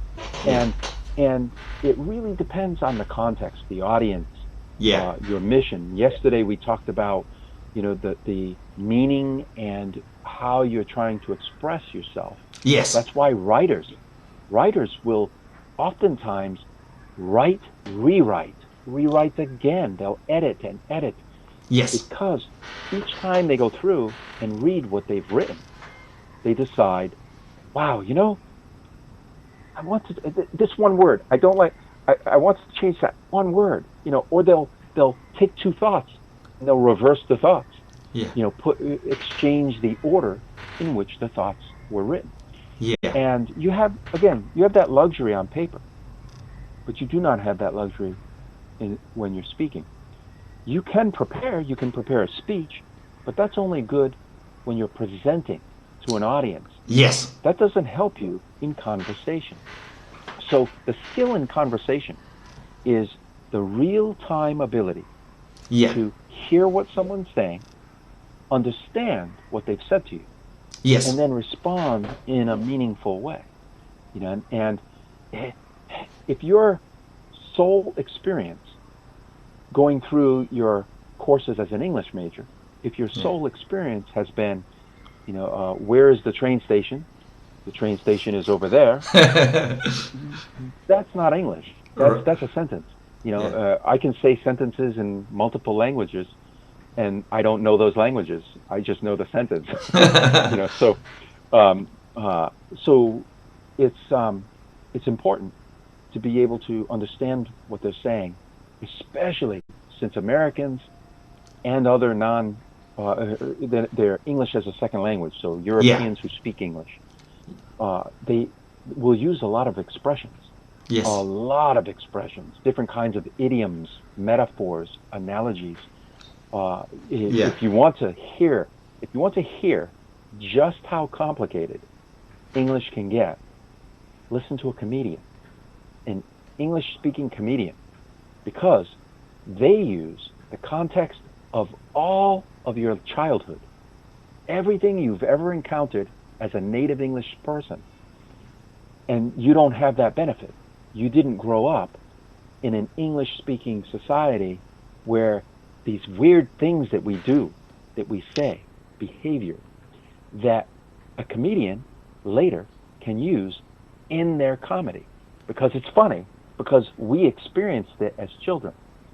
So the only way for you to get exposed to that and to understand it is to start practicing, but also hearing unusual English. Yes. And comedians have a ton of unusual English. Some of the jokes you're going to listen to and go, why is that funny? I don't get why that's funny. Don't be afraid. Just ask some English-speaking person, not English as a second language, by the way. Someone from France that happens to speak English has the same problem as you. Yeah. They also did not grow up in that society. So ask a native, either American or British person. Yeah. What does this mean? And they'll tell you. They'll try to explain why that joke is funny, which will require them to explain some history. They'll have to tell you the history behind why that's funny. Yeah. But it will help you to understand the strangeness of communicating in English, so that when you hear it again, you'll go, oh, okay, I know. He's being sarcastic. He's being, I get it. But that can only come with practice. Yes. I've said this many times, there's no way around it. There's no book that I can suggest to you. There's no class that I can suggest to you where you can take it 2 hours later, you're an expert. Yes, you're not going yes. to Today, a lot of audiences are engaged in language services or English major students. And here, you have listed the many skills of English majors. So, would you like hear maybe about 10 points? Can you talk about them? Yes, please. So this now, everyone who's an English major, please excuse me. I hate trying to categorize you in only 10 ways. But the very first thing is the clarity and conciseness and coherence of their ability to write. Yeah. There are many native English speakers today, millions of them, who cannot write well. They write so poorly that you would be shocked. You'd say, how did they graduate high school? They did. I have no excuse for it. They did. But they write poorly. So as an English major, even in China, you already have the advantage of having a better understanding of the use of the language. Even though you may not know every idiom, every metaphor, that's okay. You'll learn those. You have the tools to be able to do that. Taking and defending positions. This affects everything. Think about politicians. They have to defend their point of view for why they want a particular law, why it's justified. Why quarantine people during a virus? You need to know how to take a position and defend it. It also happens in business. When you are the vice president of marketing, and you go to your boss, the CEO, and you say, we need to go into this market because you need to be able to explain yourself. That is another skill of an English major. The polishing, number 3 is a given. This is, if you think of English major, you think of a bunch of people sitting around editing stuff all day. Let me edit. I want to edit more. The editors, they're proofreaders. So that one's not going to surprise anybody. But you do that, right? That's a skill. It's a very important skill. Number 4. Wow, this affects even your personal life, right? Before you studied as an English major, you may have taken things personally in a way that, you felt like someone was being incredibly mean toward you, and you didn't know how to process it necessarily. Well, oftentimes in English, the studies of an English major, part of it is taking criticism. Now, preferably quality criticism. Some people don't know how to criticize. They don't know how to give constructive criticism. That's a different thing.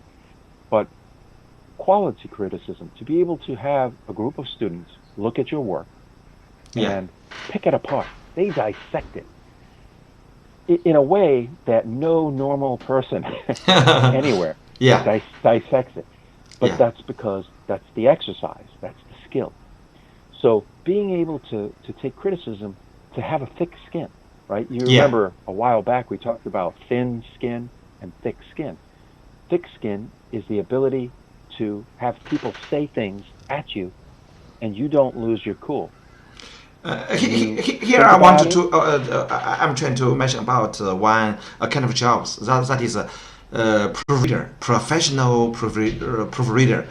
The work in the past, maybe just because of the development for artificial intelligence, a lot of people think, even not in 今日头条 in China, we call that it's very popular, or a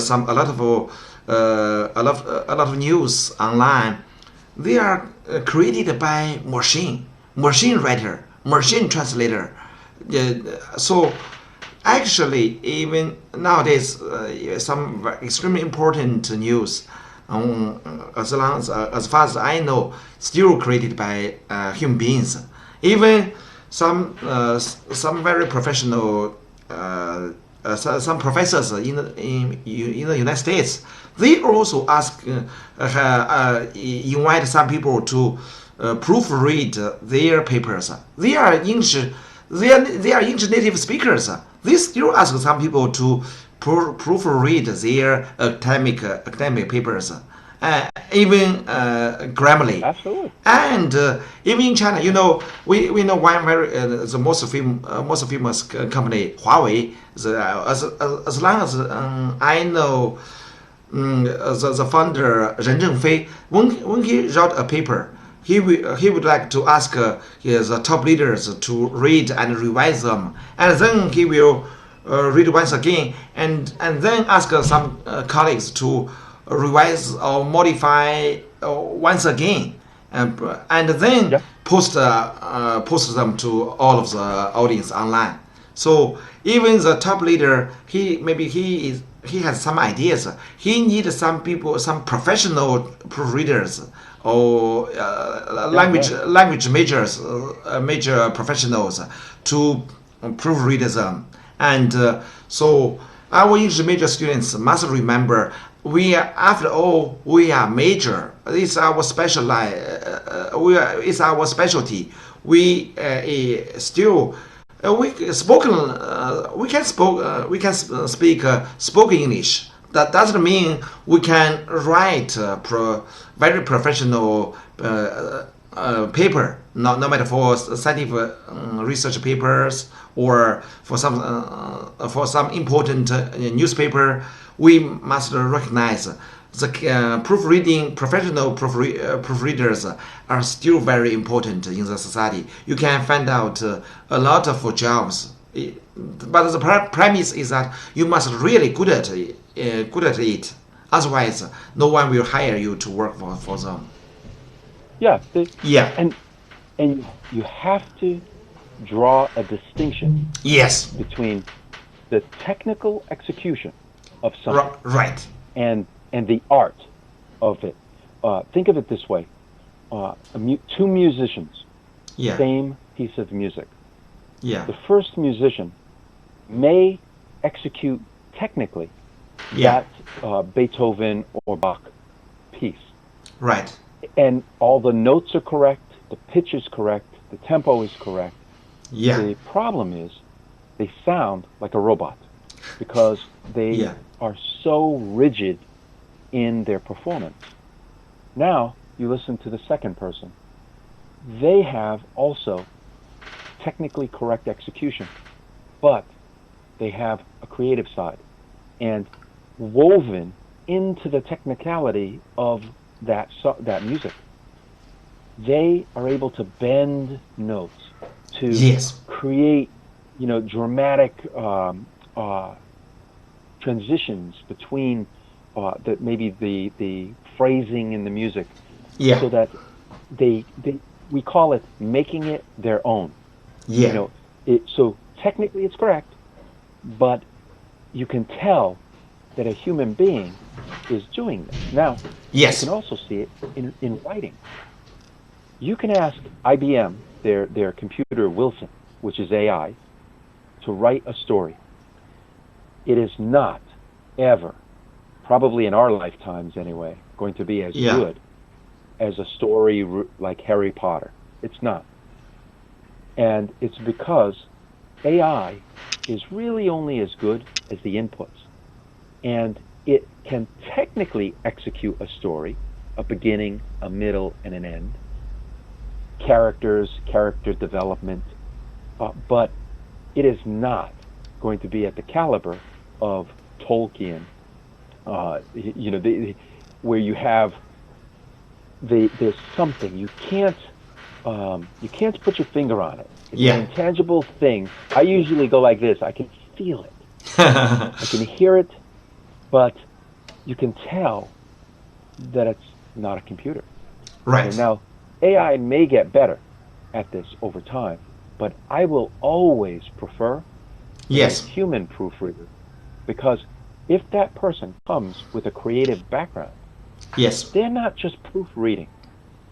I want that person to look and say, Joe, I know what you want to say, and I fixed it technically, but here's a more creative way to say that. Yes. So while my grammar might be corrected, they're now saying, let's go beyond just correcting it. Let's make it even better. Let's make it tell a better story. Yes. That's a human being. AI today, I would challenge anyone with AI. I came from 20 years in technical with a computing background. Yeah. And to this day, translation apps, AI apps, they are not good enough for this yet. And it could be decades before they even come close. They're getting better, but they're not there.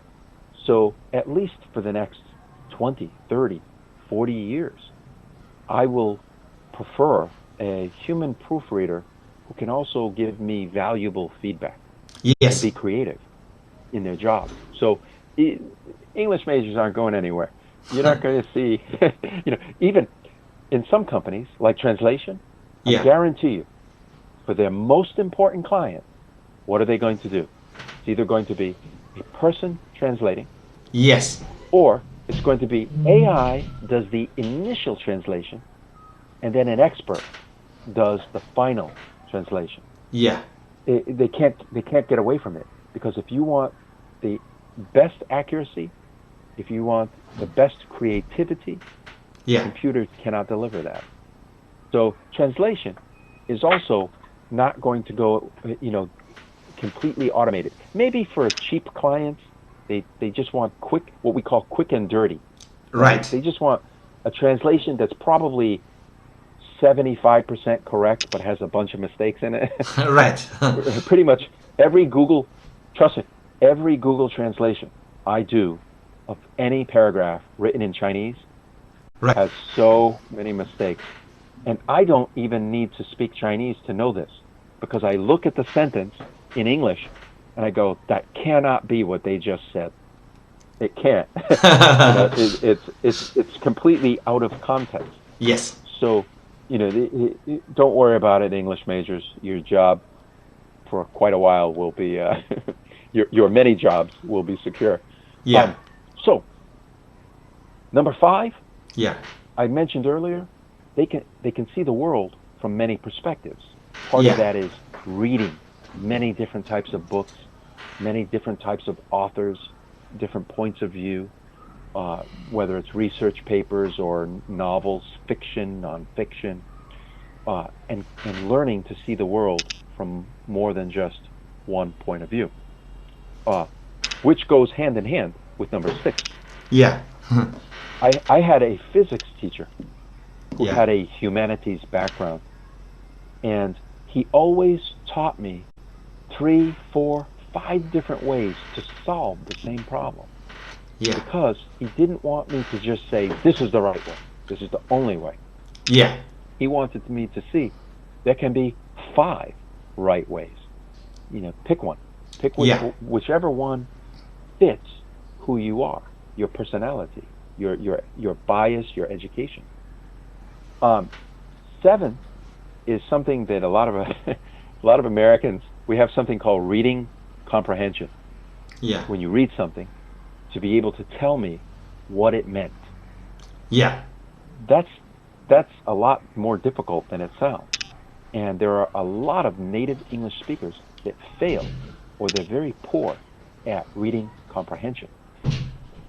You need the ability to quickly read something and be able to understand what is the gist, what is the core of what that paragraph or that document is trying to tell me.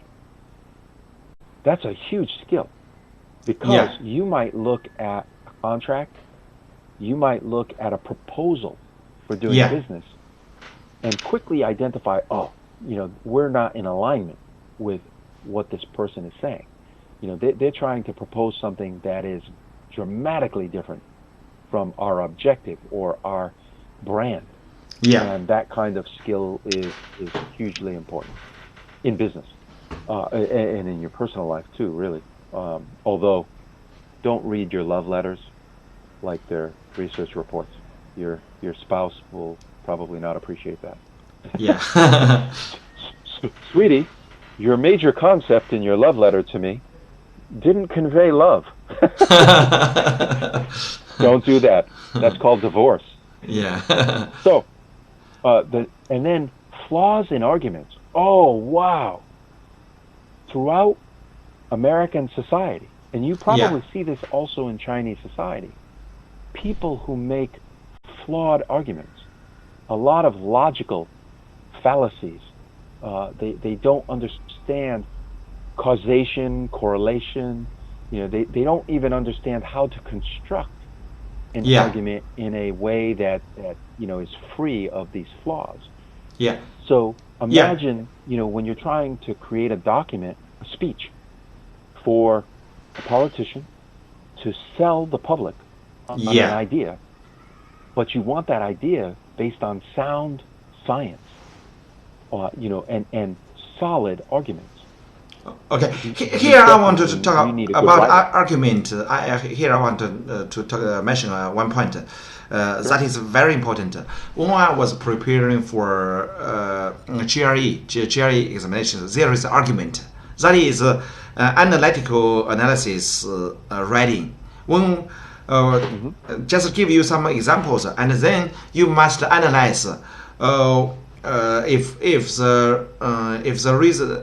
it's reasonable, logical, or some misunderstanding, and such kind of argument like a composition, like or an reasoning ability, and see if you are qualified enough. For example, here this is a very typical. I can take an example about the typical argument and analytical analysis written. Here in 五道口 here there is one KFC.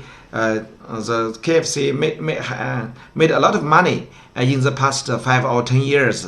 And then, if you are a businessman, should you also set up one branch store here because you are KFC? You are another maybe restaurant. Do you think it's proper?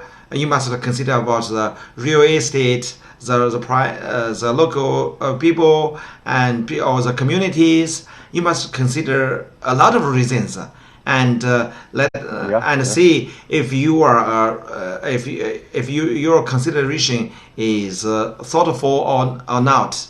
And so if we specialize in English major, that means we must consider something very prudently and carefully. So that if we have such kind of capabilities, that means we can do some work to analyze something very logically. So the GRE exams is very excellent. I think it's a good test for us. And if we really have such kind of capability, that means we can, no matter what kind of person we are, maybe a manager or just an analyzer, or just help some people to correct draft a paper, or always useful such kind of capability. So I think I just mention about this story. Yeah, and no, it is very true. I think that the ability in business when you transition from, let's say, if you're an English major today and you decide to study international business for your master's, that foundation to be able to think critically. Yes, every single class you're going to do. For an MBA requires this. So you're already at an advantage versus a student that doesn't have that foundation.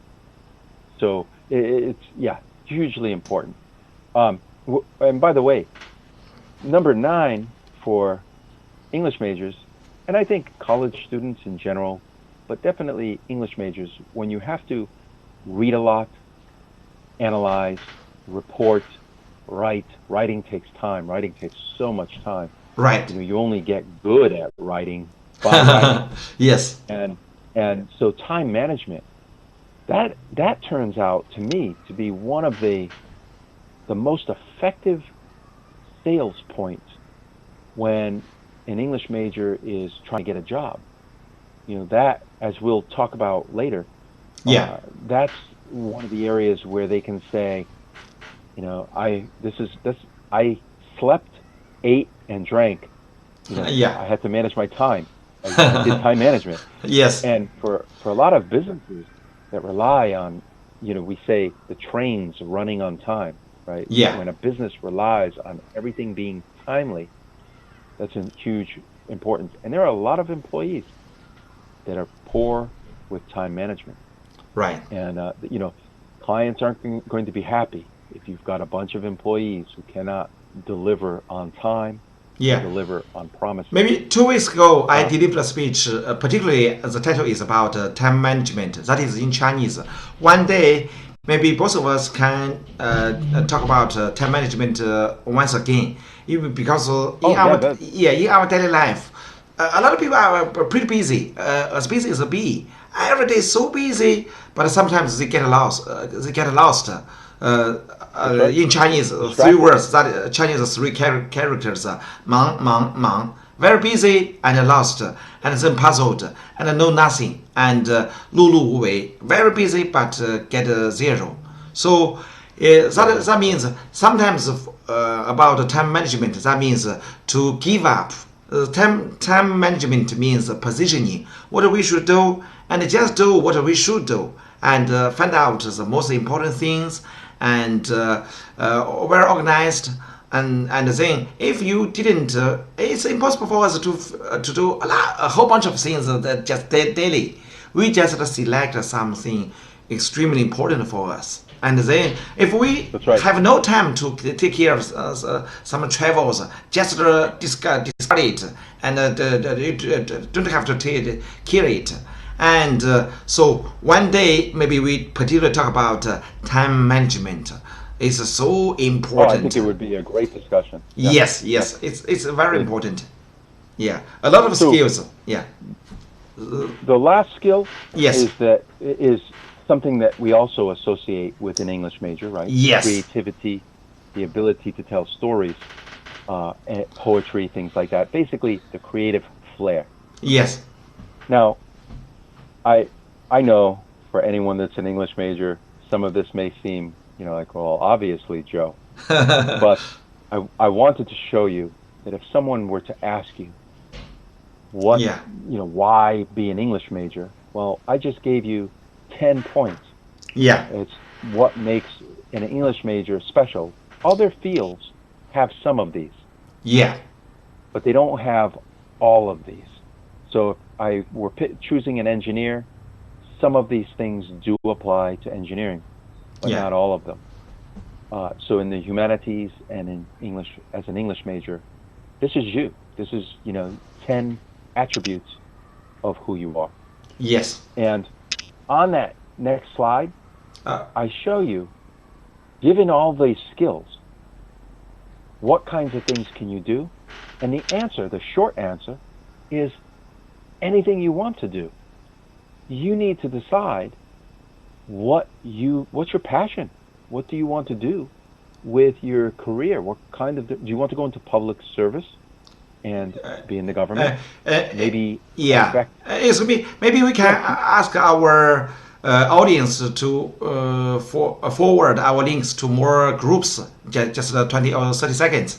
那么我们有20秒到30秒钟的时间，请大家再帮助我们再转发上这些链接，我们感谢大家。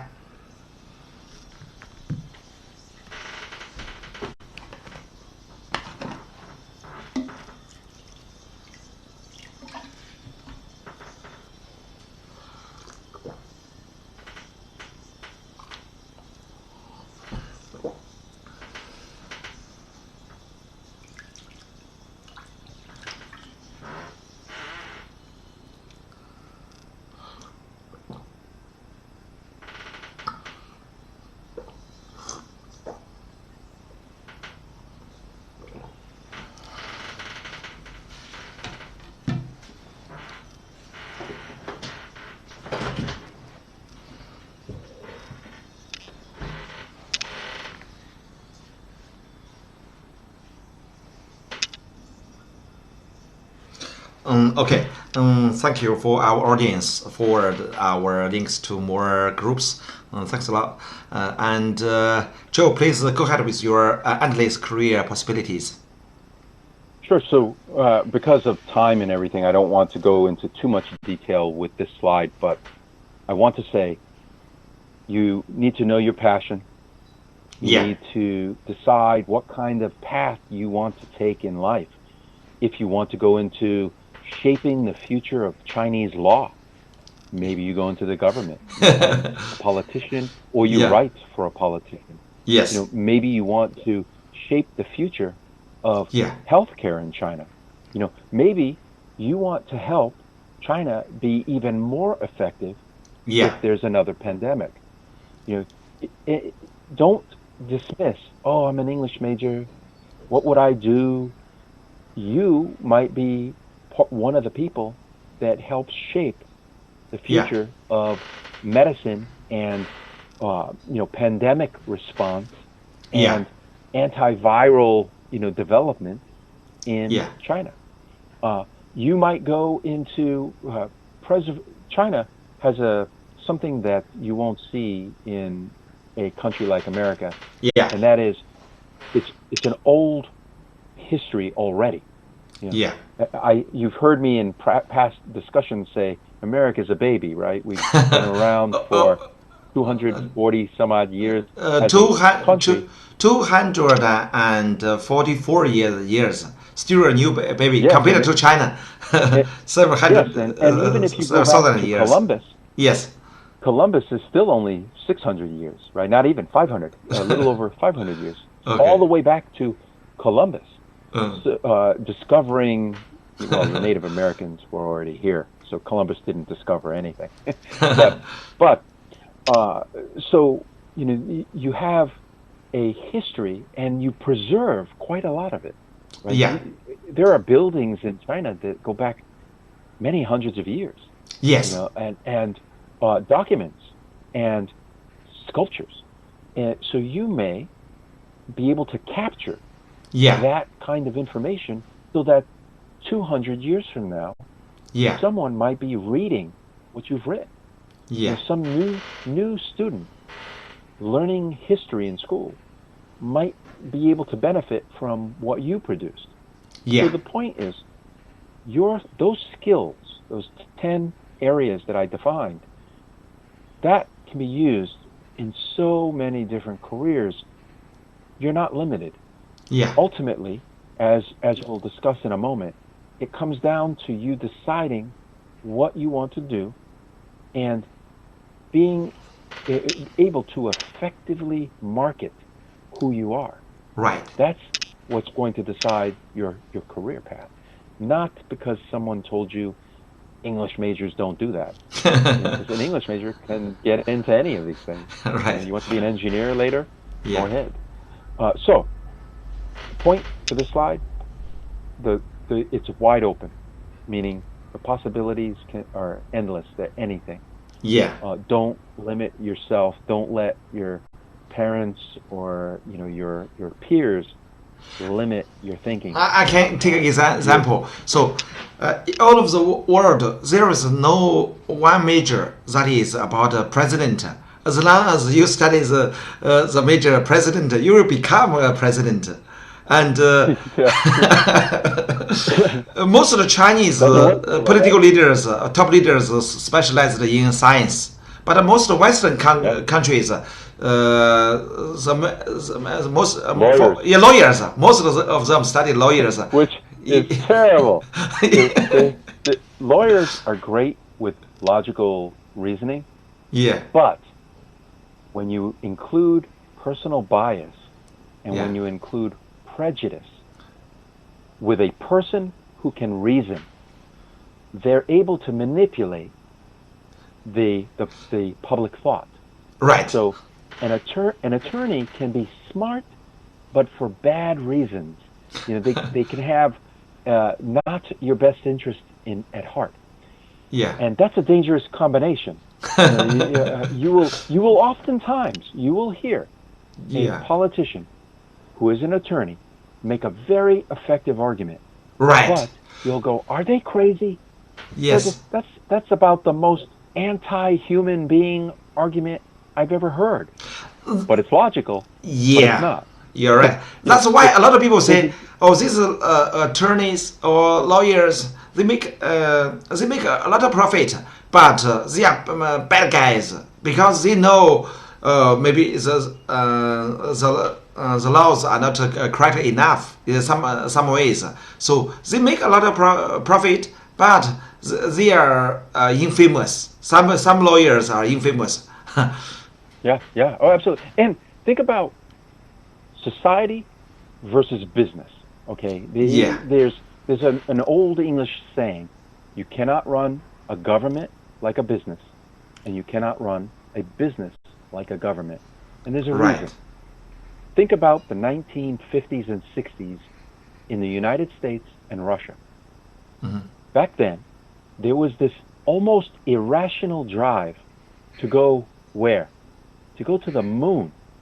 Now, if you had asked a businessman back then, would you like to invest billions of dollars to send a monkey into space, and then to go to the moon?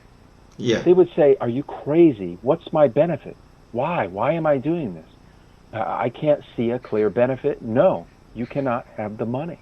Yeah. But a government run by people who are thinking about the people. First, it started out as a race. Yeah. Who can get there first? Nobody knew why. They just knew we want to go to the moon. But guess what? Yeah. When you pick up your modern smartphone and you make a call, guess what? You're able to make this call now because we invested in satellites and rockets to get to the moon. Crazy back in the 1950s and 60s, but you would not be making this call today if it were not for that technology.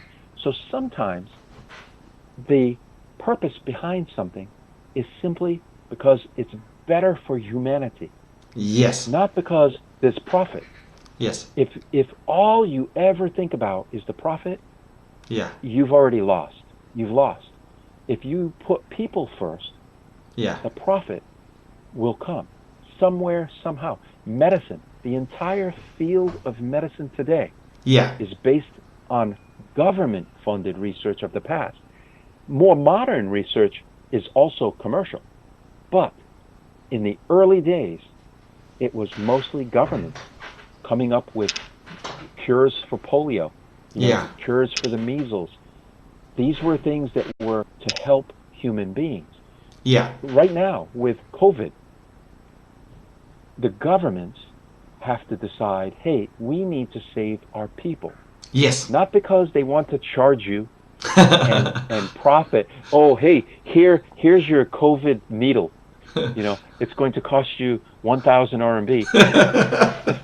That's not why you make a cure for COVID. You make a cure for COVID because you don't want your people to die. Right. Why? And so, an English, humanities foundation, and not just English, language. Right. Humanities foundation is important to thinking this way. Otherwise, you're just another person that's saying, how much can I charge them for this COVID antivirus, right? Yeah. So don't be that person, please. Yeah. So if I were doing this here with you for profit, I would be. Here I want to talk about one point. That is, today we mentioned about the career for English major or professionals or talents. That means we must understand some point. In the whole society, there are a whole bunch of job opportunities. But individually, we have different purposes, different ambition, different desire, different jobs. How to decide that? I think I have three questions. As long as we ask the three questions clearly and we can answer it, then we can understand what kind of jobs or positions we should do. That is, we must ask ourselves three questions. The first question: what kind of jobs are you willing to do? Well, here is about your will, your willingness. Okay, 我们give our audience 30 seconds to forward the links. 再给大家30秒钟时间，帮我们转发一下。我们的外宾这儿掉线了，我试着再联系一下。OK， 这儿每天可能都有这么几十秒钟的时间，由于一时的不能够及时的联系上，那可能是由于掉线了。我看一下这个怎么能够第一时间内联系上。OK， 请大家再帮助转发一下，然后我们再继续。Okay, well, I don't know what's the reason. Oh.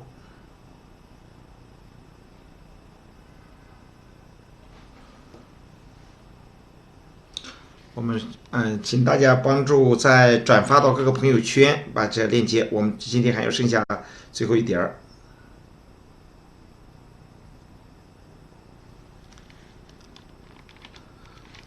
Oh, the music. Let me play the music. Or use another mobile phone. Let me see.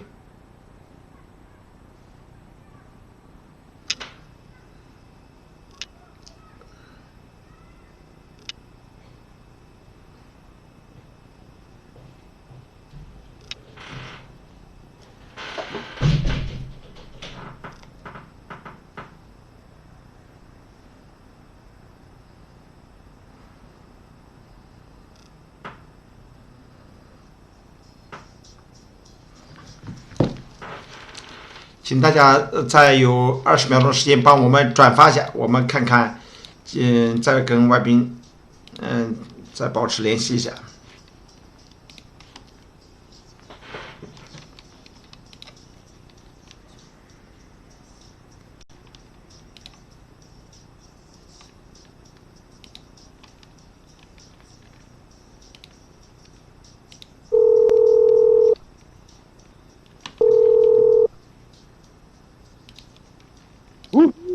Yeah.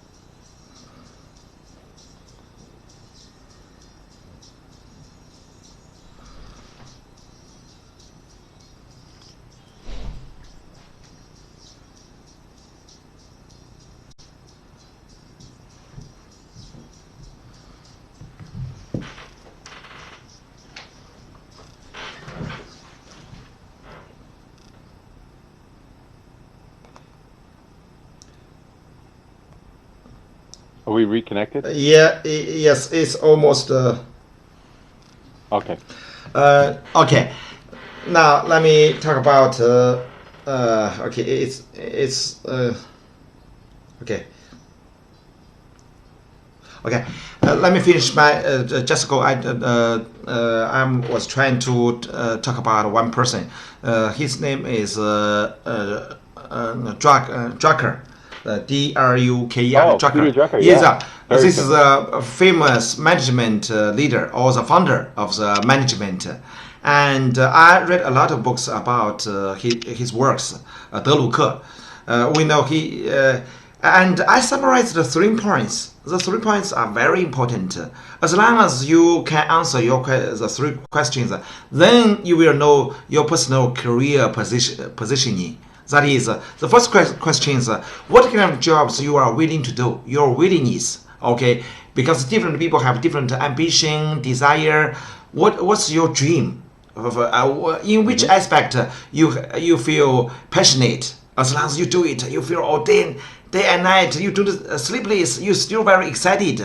That is the first question. So, what kind of job you feel you are passionate and you are willing to do? So you must answer yourself. The second question is, what kind of jobs or positions you feel you are capable to do?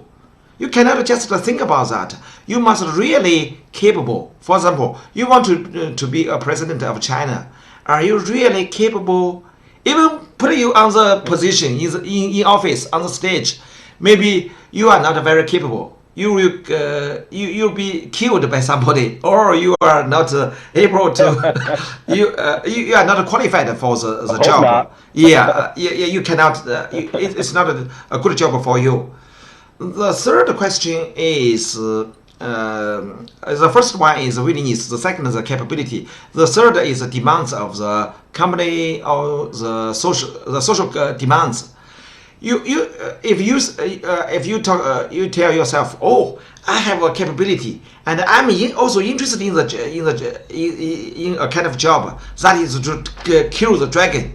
I'm very capable and I'm interested in killing a dragon.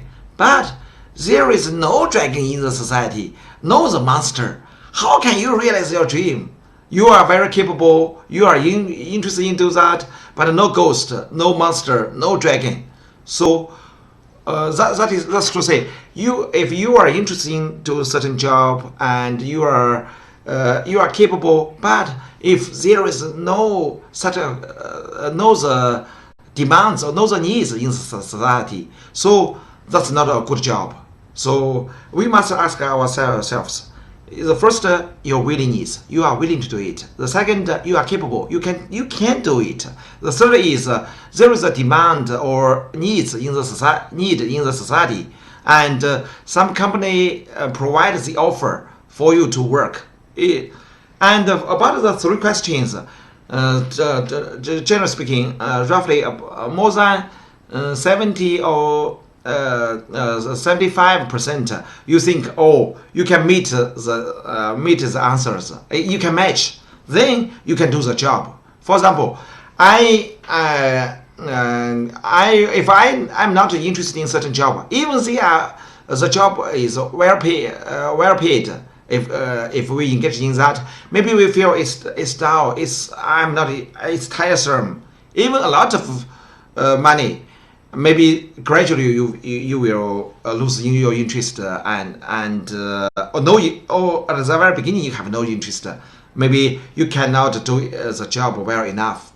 The second is some people ask you to do, you are interested in do that, but you are very, very poor in such kind of related capabilities. So just give up. The third, even if you want to do certain job, you are very capable, you are interested in that, but that company doesn't willing to provide its offer, or you cannot, or the society doesn't provide such kind of job offer. For example, I'm very interested in play Chinese chess. When I was young, I no matter at primary school, middle school, at college, even become a master student candidate. I was always a champion in our class. I was number one in our class. But later, I found no matter how interested I am in, how I'm capable of playing Chinese chess. In the society, no company hire me to do it unless very, very few companies, maybe electronic games companies ask me to do it. I think I cannot make a living by the skill. So I just give up the skill. Or just occasionally I play the Chinese chess with my son, Gary. Okay, let's play just for fun. But for the formal professional job, I don't think I can choose it. So for English, I love it, and I can speak English, and I also in the society a lot of job offers opportunities for me to use this to fulfill the skills. So firstly, willingness. The second, capability. The third is social or company needs or demands. I think as long as we can match the three items, then just go ahead, do the work, and most likely you will be qualified. You will develop well enough in the society. So this is the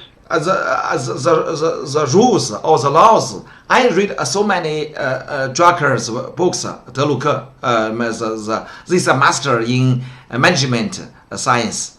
I think this is just three questions. I summarized all of these books into the three sentences about our career positioning.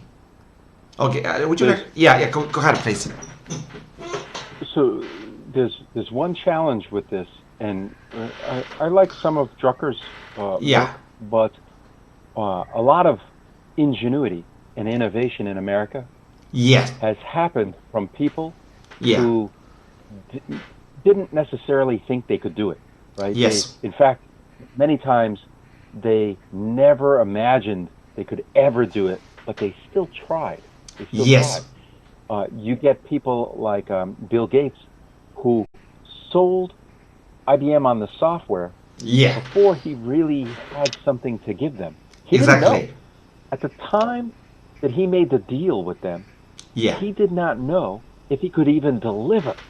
Imagine how embarrassing if he couldn't deliver. But when you put yourself in a position where you don't have plan B, I gave the example, remember, you're in a boat, you're in the ocean, and you drill a hole, you punch a hole in your boat. Your boat is going to sink. What do? You only have two options. You can either sit in the boat and go down and die and you drown, or when the boat drowns or goes beneath the water, you swim. Right? When you put yourself in a crazy circumstance, your performance, your ability to perform, not for everyone, but for some, is enhanced. You're actually even better at it. But here's the problem with understanding our capability. There's something known as the Dunning-Krueger effect. And I'll put it in the messages. The Dunning-Krueger effect means that people who are highly capable usually underestimate how good they are. An expert never thinks they're quite expert. They always think they're okay and can use improvement. An amateur always thinks they're an expert. So the Dunning-Krueger effect, which is this has been studied for years. People who have less experience usually think they're much better than they really are. Right. People who have a lot of overestimate their capabilities is for most people. That's right. Yes. Experts underestimate. Amateurs overestimate. So imagine now, if you use Drucker's advice, that means that there are a lot of amateurs that are going to go, I could be an astronaut. I'm going to go be an astronaut. No, you can't be an astronaut. You can't be an astronaut. You're 500 pounds. There's no astronaut 500 pounds. So you have to balance the skill that you have with a little bit of this. I call it like a entrepreneurial crazy. Right? Yes. You need to be able to say, you know what? I'm going to try. Yeah. I might fail, but it would be worse if I never try. So when these English majors are looking for work, I would never, ever in my life say, oh, I'm not going to give that a try. I would say, you know what? I'll try it. If I don't like it, if I can't do it, if I'm poor at it, okay, I gave it a try. I would rather that than to say, I never gave that a try, ever. I never did it. And for me, even, coming to China and teaching conversational English, my background, one of the first questions that some people ask me, hey, were you an English major? And I say, no, but is your conversational English as good as mine? Is it? I had someone. In fact, last year, when I first started helping people learn conversational English, a professor from Renmin University said, he said, how long have you been doing this? And I jokingly looked at my wrist like there's a watch, and I said, about a day. and he looked at me with shock, because in China, you go, wow, wait a minute, you don't have a PhD in English? No, but guess what? I have 50 years of English experience. I have 20 years of speaking professionally. I've been in front of audiences of CEOs. What have you been in front of? And so, he immediately thinks in the wrong context. He thinks that it's all about the degree. And I say, no, I'm an engineer. But I'm an engineer that has spoken in many contexts to many people about many different things. And so my ability to speak has been fine-tuned over a very long period of time. I didn't have to go for an English major. Will my English be perfect? No. Will my English be excellent? Yes. It's not here, but it's pretty close. So that comes with time, though. That comes with experience. You have to put in the energy, the effort, and hone your abilities. And so, don't always think that you can't do something. I now help people in a country that has over 50,000 English schools. Right. That's crazy. You guys have over 50,000 English schools, and yet there's millions of Chinese students who don't feel comfortable speaking English. Even I want to know what all those English schools are doing. I want to know, what are you teaching? Because you're not teaching conversational English. So, that's very important. Very important. That is, you must have a courage to try. If you don't try, how do you know you are not able to do it?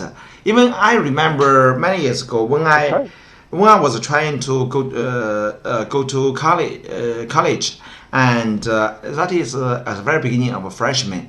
And in the train station Lyu Guo, because my hometown is in Dunhuang City, and one old lady, I saw one old lady was sitting over there, and I was trying to talk with her, but I was afraid I may make some mistakes. So I hesitated for a long time, but later I encouraged myself to try to talk with her. She mentioned, I asked her, how do you feel about my hometown, Dunhuang City? There are a lot of more grottos and new crescent spring, and the landscapes are very beautiful. And she said, oh yes, and it's a very amazing place. It's a oasis. At that time, just as a freshman, I don't know what's an oasis. Asked her several times. Oasis, that means maybe one place, one village or city. It is surrounded by miles and miles of deserts, and that is called oasis. And from now on, I know, even I do know some new words. Just ask her, would you like to explain the word? What's the meaning? And gradually, I find I can communicate with foreigners. That's my first time to talk with foreigners. Before that, I always worried a lot. Maybe the foreigner will laugh at me or refuse me. How you can? Never. Or I couldn't express myself in English. I couldn't. Some words I don't know how to use it. Doesn't matter.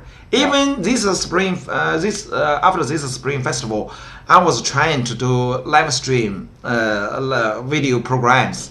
At the very beginning, I thought, if no audience, what should I do? How dare I talk with in front of so many people? Maybe a lot, maybe none. If no zero audience, I'm worried. Oh, no audience. I'm a loser. That means I would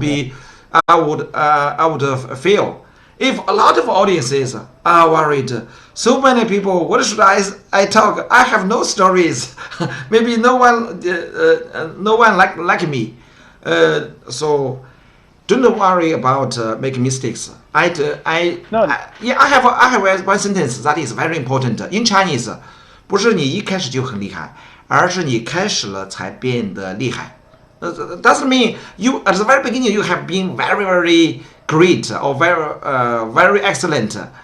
Just because you get started and then gradually you become stronger and stronger, and you improved your expression capabilities, and so we must give ourselves enough opportunities to try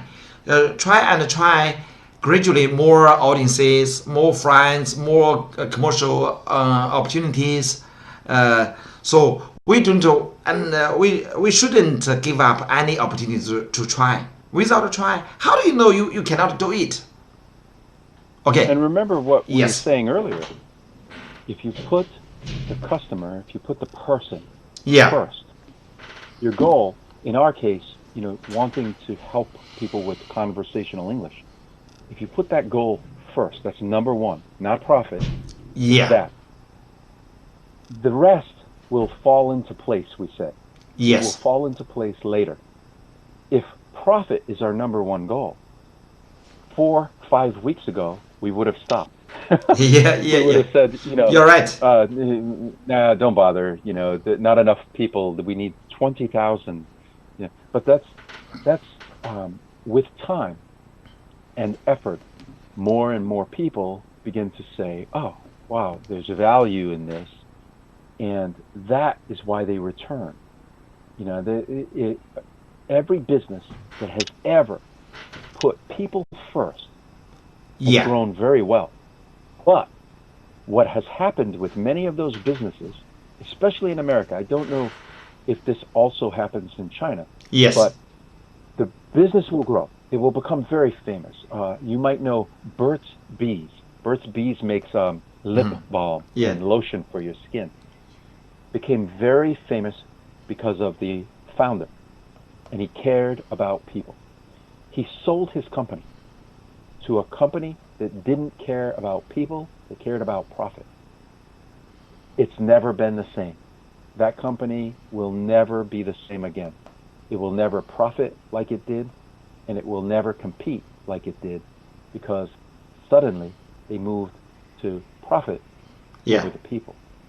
So our focus from the beginning is it's been the people, doing this live stream every day and trying to, help people to gain listening experience with conversational English. It's the only way. You can't do this in a book. Yeah. So they these 3 slides. Yeah. I know we've been talking for a while, but these 3 slides. Are you talking about advice for English majors or? Yes. Yeah. Yes. Okay. Okay. Advice for English majors and then for freelance. I just want to go through these quickly to highlight ways that you can try to make yourself more marketable. Okay? Yeah. The very first thing, you've got to participate in if you're in school right now, grad school, undergrad school, Yes. participate in internships, jobs in the field, real experience. Yeah. Academics is okay, but real experience is so important. Somebody out there who's going to compete with you for a job in the future has real experience. They already have the academic experience. They have the real experience too. So go out and try to get in, even if it's unpaid. Personally, I hate unpaid, but if it's unpaid, it's still paid in the sense that it's experience. Yeah. You have to start somewhere. You have to start somewhere. So, internships. The second is, don't worry if you don't have a perfect plan for the rest of your life. Yeah. I'm going to get married at 27. I'm going to have baby at 28. Okay. Yeah. Everything is changing. Yes, you have to adapt. That plan in 6 months can be totally different, as the coronavirus showed you. Yes. So you need to say, look, I have a general idea of how I want my life to go. Maybe I want to serve the public. Maybe I want to be, a singer. I want to be an entrepreneur.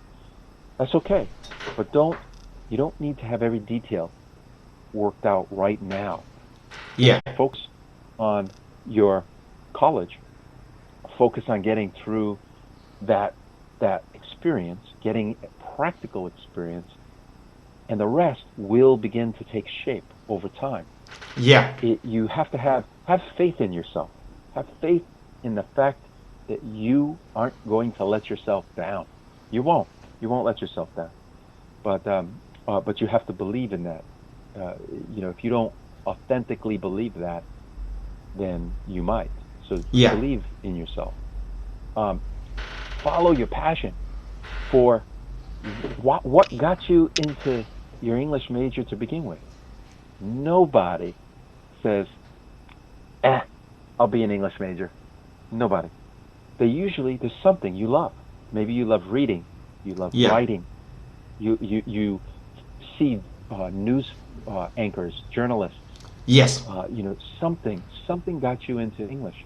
What was it? What was that passion?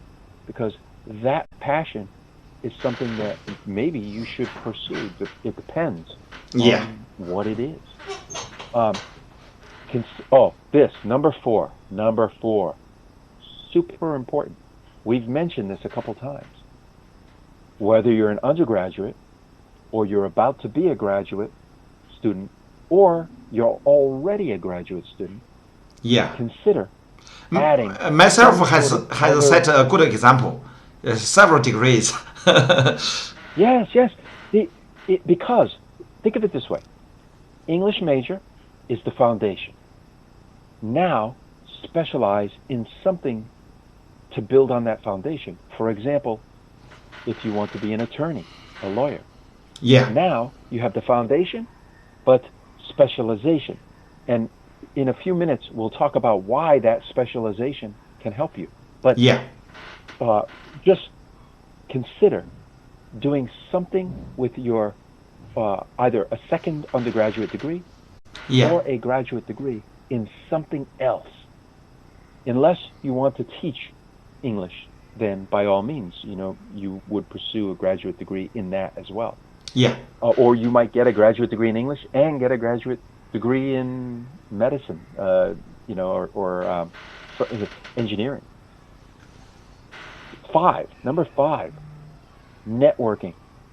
Here you mean social network? Yes, but not so much like WeChat, Facebook. I mean, when you're at college, that is the prime time of your life, the best time in your life to meet the future leaders of the country, the future leaders of business, the future politicians, the future professors who will be teaching at the universities, probably that you're attending. You make friends with these people. Yes. Later in life, when you're out there looking for a new job or looking to change your career, it's amazing. You will run into an old college friend, and you'll say, "Hey, what are you doing?" "Oh, I'm a governor now for a province in China." "What? That's crazy." And they go, "Hey, weren't you doing political speechwriting?" "Yes." "Hey, maybe you can do some with me." Wow. Wasn't it nice that you had a friend in college who's now a governor for one of your provinces? Yeah. Oh, that's nice. So make friends with some of the teachers. Make friends with other students. Foreigners, native Chinese, it doesn't make a difference. Make friends. Yeah. And that is going to serve you in the future. You don't know how. I can't tell you how. I do not have a crystal ball. Yeah. I can only tell you that it's very valuable. People prefer to work with and hire people they already know. Yeah. It's the way the world works. I remember I read a lot of books about Bill Clinton, the former president of the United States. I remember mentioned several times. When he was at college, every day at lunchtime, he may deliver a speech on the table. Just attract a lot of people. He would be surrounded by a lot of audience, a lot of friends, and he loved to build a network. And that's why he made so many friends. And when he was doing business or to be a lawyer or to be the president, he had a lot of outsource, a lot of friends to help him. Yeah, network is It's so important. I know some of you might be shy. You might be introverted. Yeah. You have to find a way. It doesn't always have to be in person. I prefer in person because I think the quality of the relationship is stronger. Yeah. But even if it starts in person, you can move that relationship online. And for example, you and I met in Beijing, but we communicate often online. Yeah. So, network. You are never going to regret that, and it will come in handy. Yes. Number 6. Yeah. This is what I started saying before. You are not a degree. If all you do is say, what your undergraduate, master's, and PhD is, then somebody else can do the same thing. Yeah. They can say, I'm a PhD from Harvard. Oh, I'm a PhD from Harvard. Yeah. Okay, well, that doesn't tell me anything. You are a person. You have things you like, you dislike. You have morals, standards, ethics, things that matter to you, that you're passionate about. That's who you are. And when you're talking to an employer, when you're talking to a school, that's what they want to know. If you write essays or you do interviews and all you can do is talk about the awards, the degree, this is what they're going to do. They don't care. They don't care. Westerners definitely don't care. Yeah. I tell you, we go, it's your personality. Sell us on who you are as a person, because the next guy that does it, that's the one that gets the job. That's the one that gets in the school. So very important. Very important. Here you mentioned about learn how to market your skills. Most Chinese people maybe feel very shy, very modest. They they feel it's not appropriate to show my skills, my experience to other people. Actually, it's wrong. There is a Chinese saying. I translate it into English. That is, if we boil the dumplings in the teapot, and it cannot be, we can not get them out, then it's useless. 茶壶里头煮饺子，那是不值钱的。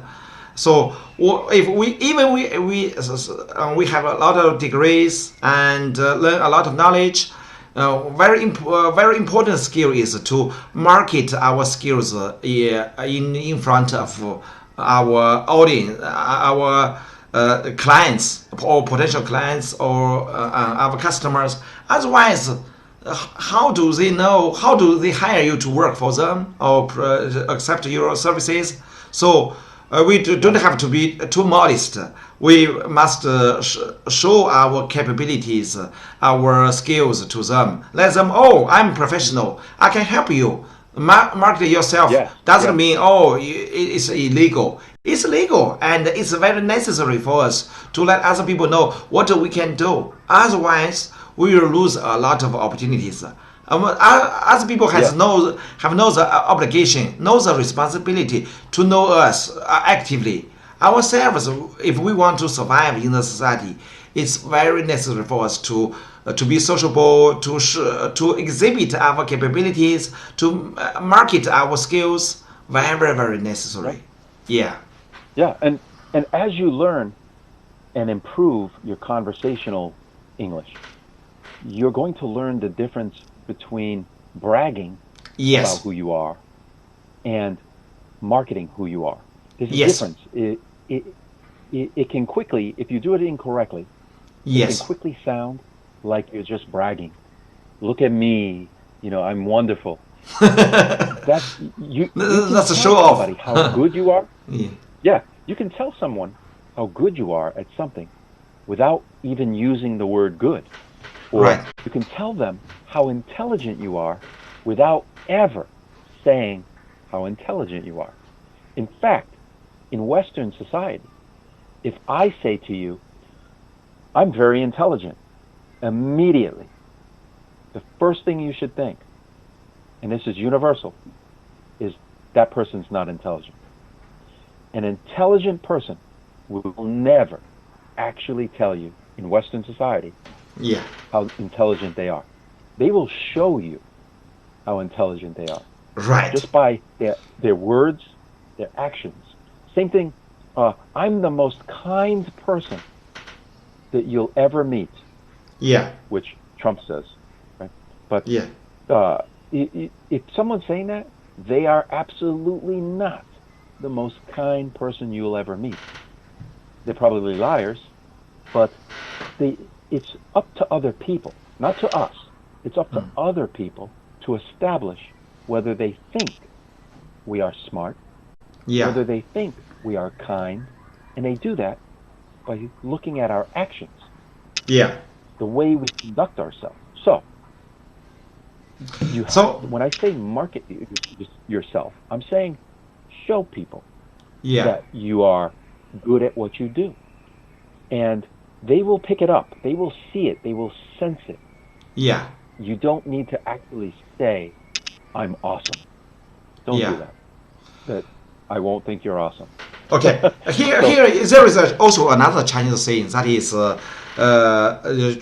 we can translate that into English. That means, it's impossible for one person to help himself just about the planking. Planking or duly. If always other people to hold the cart or the palanquin or the duly or the lead, and you cannot do it by yourself. You are on the chair, on the cart. Other people can help you. That means you cannot sing high praise for yourself.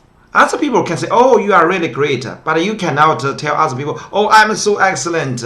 If doing like this, other people will, "Oh, you are telling a lie. We don't believe you. We don't believe you, what you are talking."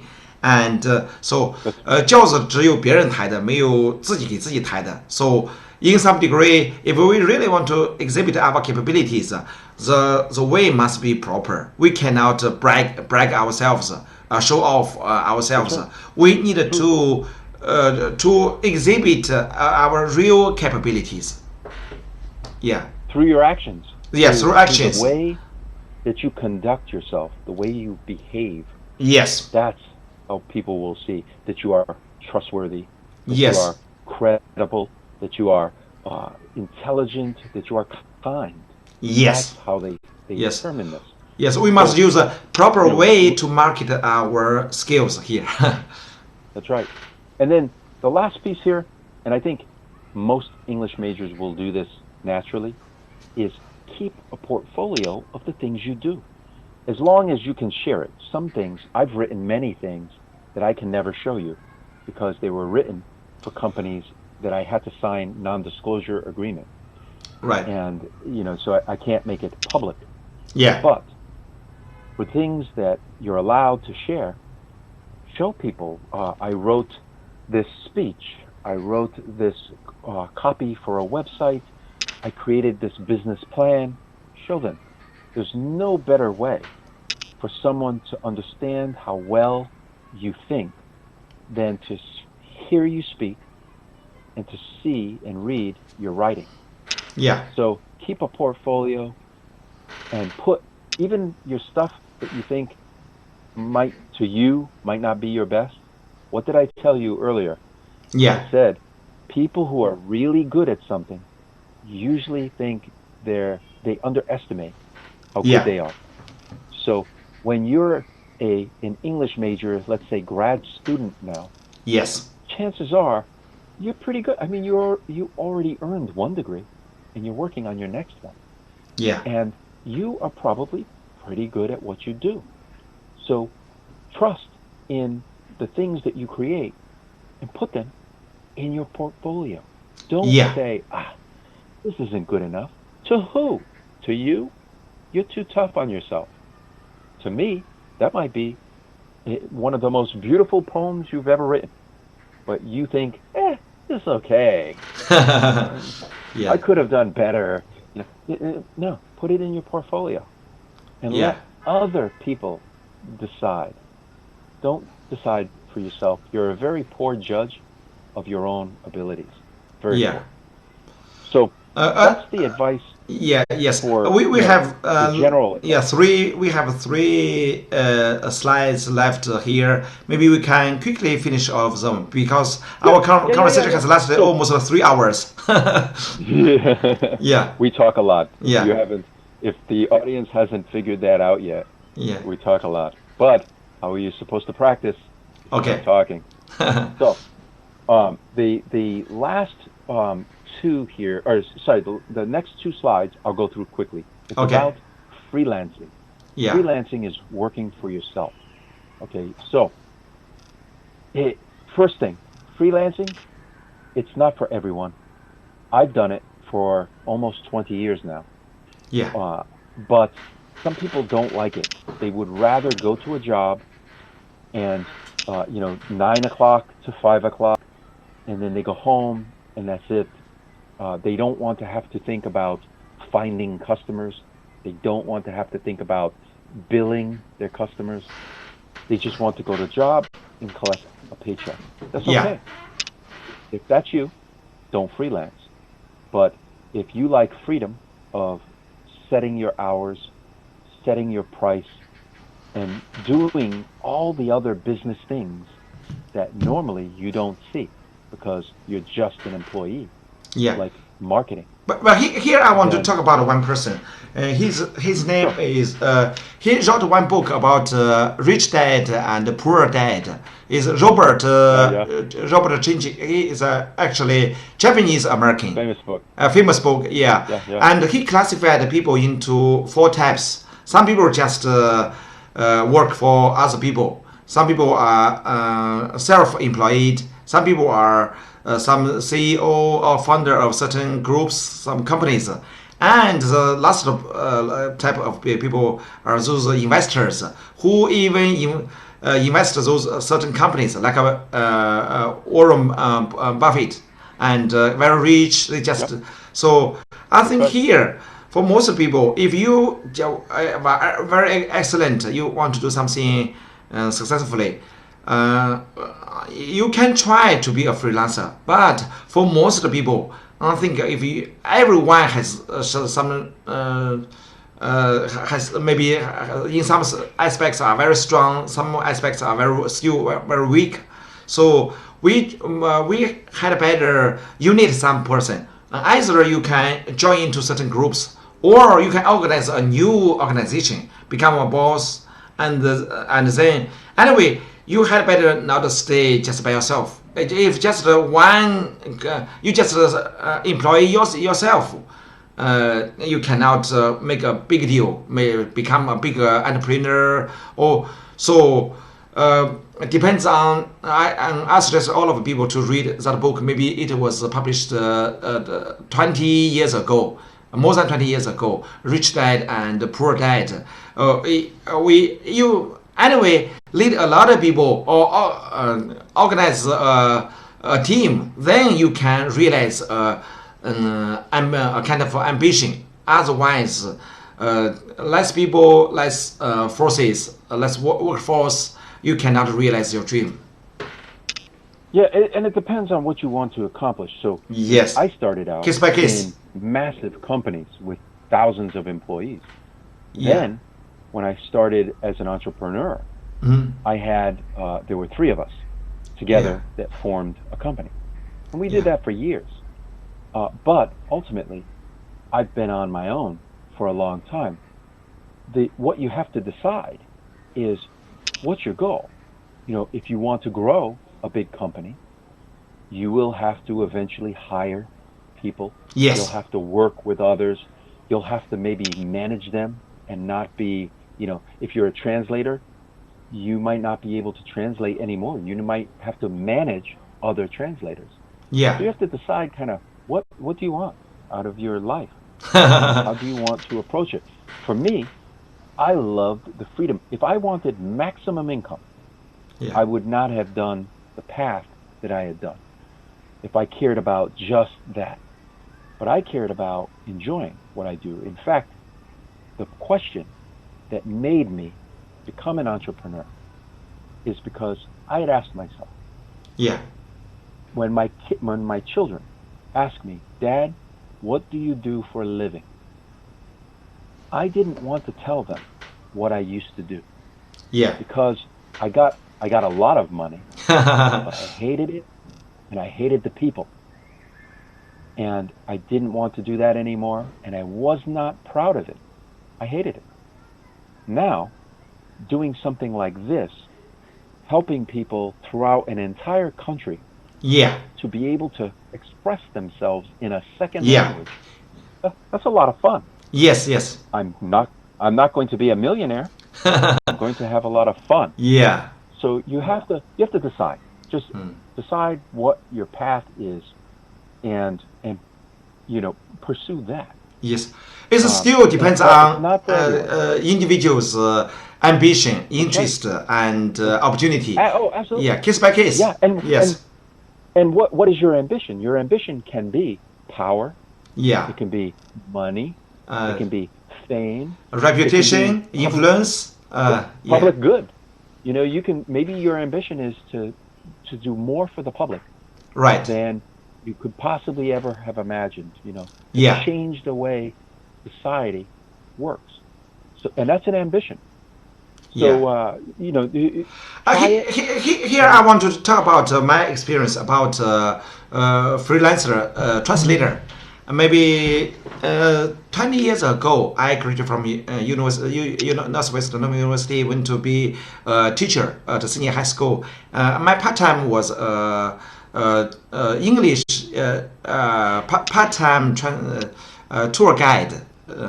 And later, when I came to Beijing and studied at China University of General Sciences, I was specialized in geology. So part-time, I became a freelance translator in geology and mining, and I have a very happy and sometimes feel very painful experience. That is, I love translation. very much. And day and night, I translate a lot of materials in documents in geology and mining. But sometimes there is sometimes I got a whole bunch of documents, maybe several hundreds of pages, even 1,500 pages. Just give me 10 or 20 days to finish them. It's almost impossible. So I day and night to translate, but still cannot finish them. Even because I use my thumb to knock the keyboard, some keys a lot, especially space key a lot, so that my thumb bone was broken. When I went to watch my or maybe it was not totally entirely broken. It was hurt. Brain. Yeah. When I went to see doctor on the campus of China University of Geosciences, that doctor laughed for a long time. He said, I have been engaged in doctor for almost 25 years. This is the first time that I saw when we are knocking the keyboard, someone's the bone was broken. It's the first time he saw the case. This is the first case. He laughed for a long time. Just because day and night, I remember every day I just slept about 3 or 4 hours and translate in front of the computer day and night. But why I worked so hard? Just because I must keep a promise for my client, and since that I agreed, because most time I couldn't get documents to translate, and so that I have to as long as I got certain materials. Okay, give me all of them. Please give me. Let me translate. But actually, I couldn't finish that just individually by myself. And later, the client told me, "Okay, you don't have to translate all of the documents by yourself. You had better ask some master candidates, some students, classmates, let them to translate." I told them, no, their qualities are not high enough. I don't believe in them. He said, okay, you ask them to translate, but you can finish. Later you can finish you can do the proofreading work, as long as the final quality is okay. Yeah, it's okay. And these part-time translators can also learn some translation skills from me. I said, let me try. Finally, I tried. I followed his instruction and finished one materials translation. And within 10 days, I made 100,000 RMB within 10 days. It's much more than what I made in the past. In the past, I work hard. I translated day and night, but only myself. But from now on, I know teamwork is extremely important. If I was a good translator, then I should taught other people. I recognize this point at that time. From now on, I told myself, one day I must teach more translators how to be a good translator and how to make much more money, instead of just believing in myself. Even sometimes some translators are very good at translation, even much better than myself. So I must believe our colleagues, our friends, part-time translators. I cannot just do everything by myself. No one is perfect, but team may be perfect, because different people have different strengths and different weaknesses. As long as we can organize all of these people, and then we will be powerful. Like American cartoon that is transformation machine robust. Transformers. Transformers. Organize all of them together. Then will be very, very powerful for an organization. If we can organize a lot of people and to form a team, then everyone can fulfill his strengths, and then the whole team will be very smart, very powerful. So, in my personal opinion, if we for some work, for example, writer, maybe most time you had better be a freelancer to a freelancer writer, just write by yourself. But if you want to do more jobs, maybe sometimes you need to form a team, complementary skills together. Maybe gradually you will your team, your organization will become powerful. Here is my core insight or opinion. Yeah, no. I mean, depends. It all depends on their goal, their their level of ambition and what kind of ambition. And another kind of a person, maybe even they don't think they are very smart enough, like Buffett or Warren Buffett. He just select those wise people, and give money, let them to make money. Ask wise people to make money for them. So they are these investors maybe much more intelligent and intelligent, and they are smartest person based on the book written by Robert, Rich Dad and Poor Dad. Sometimes the richest person is those investors who ask those rich people, clever people, smart people to make money for them. As long as the investors have good intentions. Otherwise, then you have very bad rich people. Right. So the second one is discipline. Yeah. By discipline, I mean the ability to manage your time. Yeah. The ability to keep on schedule. Yeah. When you work for yourself, yes, there is no boss to tell you what to do. Yeah. So you have to start when you should start, finish when you should finish. You have to go out. Let's say you promise yourself, I am going to call 5 new clients each day to try to get, or prospects. Yes. Try to get them to become clients. Okay. Then you have to hold yourself accountable for that. So discipline in the way that you do your business. Yeah. You don't have a team to help you until you grow one eventually. A good freelancer is always going to basically be as good as their word. If they tell you they're going to get it done, they get it done. If they tell you 1 week, then they get it done either 1 week or sooner. Yeah. You want to be known because your reputation is a marketing tool.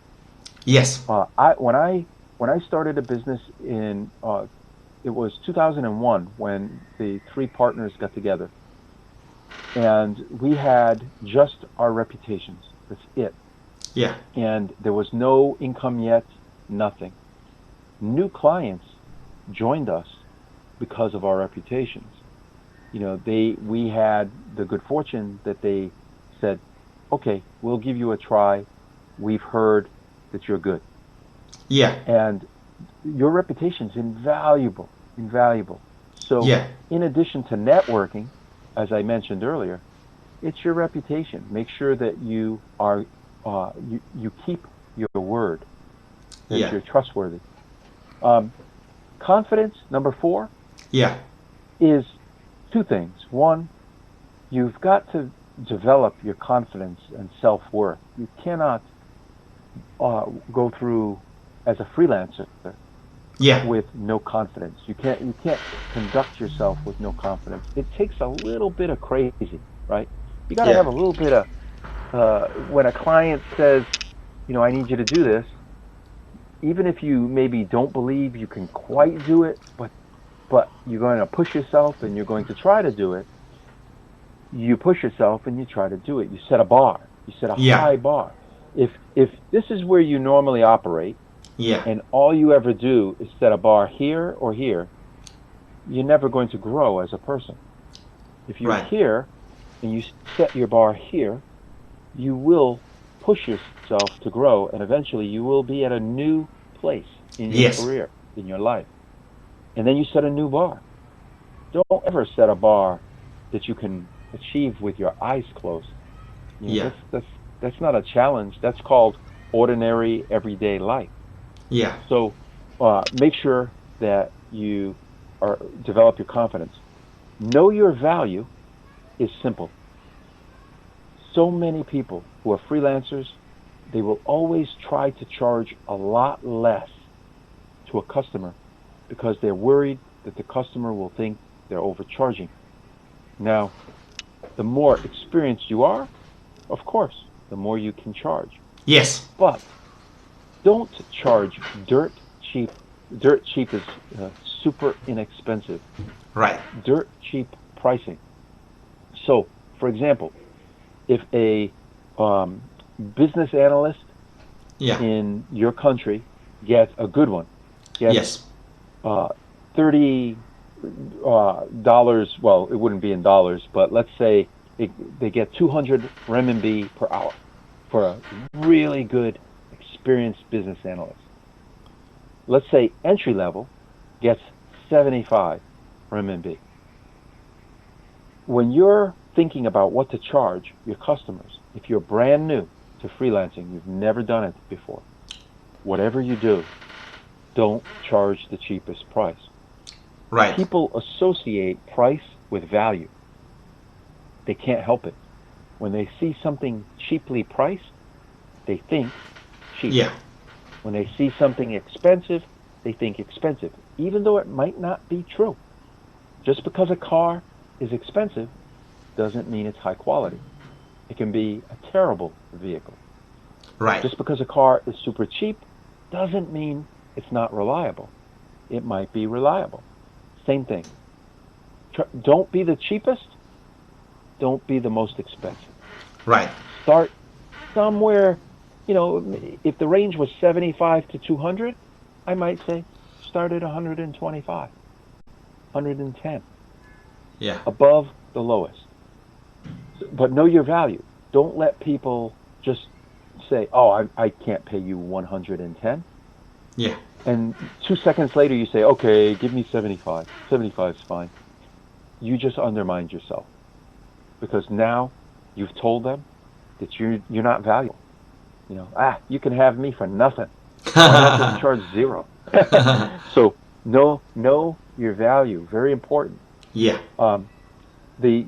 Number 5 is all about your personal life. You've got to be able to save money for those days that you don't know what's going to happen. Yeah. Like coronavirus. Think of all the people throughout China in January and February that wished they saved more money.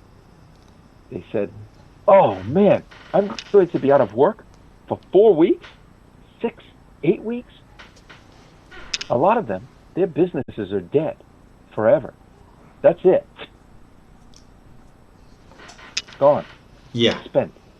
A lot of them are currently not able to pay for whatever it is that they have, car, apartment. Yeah. Because they didn't save every paycheck they got. Yes. Spent. You can't do that as a freelancer. If you do, you are going to end up having days where you have no money for food. Yeah. You have no money to pay your phone bill. So that is extremely important. You need to learn how to save. And save for a rainy day, for the bad times. Right. And then the last point here, specialization. I told you earlier. Yeah. Horizontal is English major. Vertical is attorney. Yes. Doctor. Mechanical engineer. Electrical engineer. Specialization allows you to command a higher price. Think about us. Yeah. My specialization was, or used to be, information management, and yours wasn't just translation. It was translation in mining and geology. Yes. That means you're not just a translator. You're a translator in a very specialized field.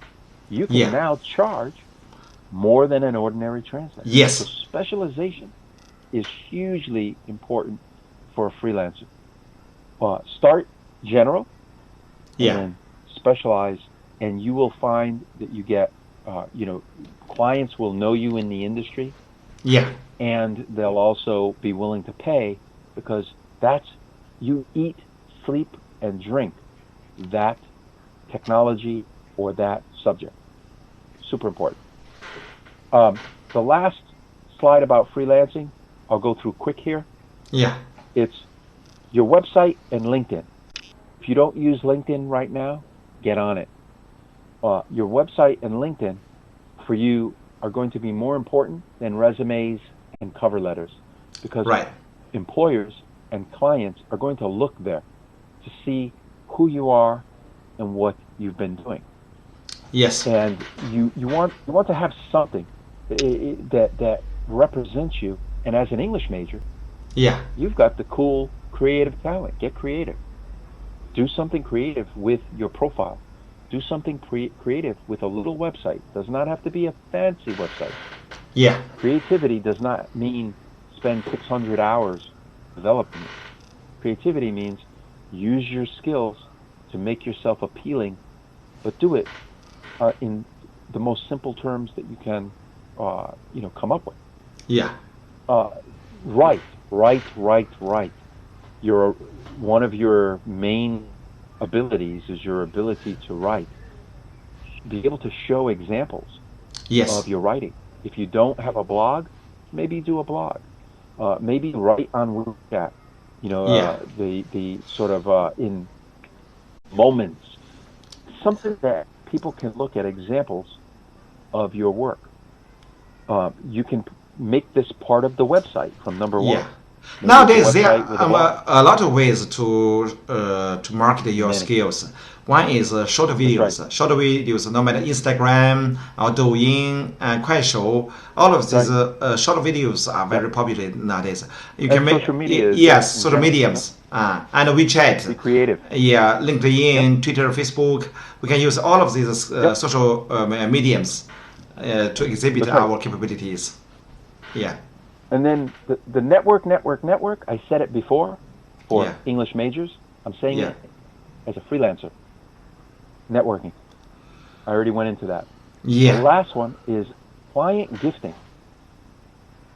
I don't know what the cultural norm in China is, but in the U.S., when you've got a client that you've been working with for a little while, and they spend quite a lot of money with you, the occasional gift. Yes, the boss. I agree with you. It's the same in China. It's in Chinese we call. It is huge. Yeah. Oh, so that's good. Yes. So it's built into your culture. Yeah. See, this is excellent because this makes it easy for you to, they appreciate it. People appreciate that you appreciate them. Yes. So, and then the last piece here, I said before, don't sell your degree. Sell your personality and your work ethic. What do you mean here? Hard work. Yeah. Well, your personality is your creativity, who you are. You have an opinion. You have a point of view. You have values. You have your ethics. That's your personality. And then your work ethic is you're a hard worker. You spent your entire undergrad and possibly your graduate degrees doing all of the work that's required to read and analyze and report and document and summarize. That's a lot of work. And people like to know, I can rely on you to get the job done. Yeah. For employers, that's 70% of the battle. Here, you mean don't sell your degree? What do you mean? Don't sell your degree? Don't sell your degree, meaning don't start with just talking about your degree as who you are. Oh, yeah. I said, your capability, your practical capabilities, more important. Who have you worked with? What companies or schools have you worked with? Yes. What have you done with them? Yes. What have you done for them? How did they benefit from what you did? Yes. That's what you sell. Yeah. You don't sell, because the degree is just a paper that, if they compare papers, now you put in their mind, oh, I'm just comparing papers. Harvard and Harvard, MIT and Harvard, Yale, Cornell. Maybe just papers. Just for the beginner, the newly graduate students. No work experience, only degrees. But remember what I said. Yeah. While you're a student, what did I say to do? Yeah. Go out and do internships. Get practical experience, because then when you go out to get your first job, you will have practical experience in addition to your degree.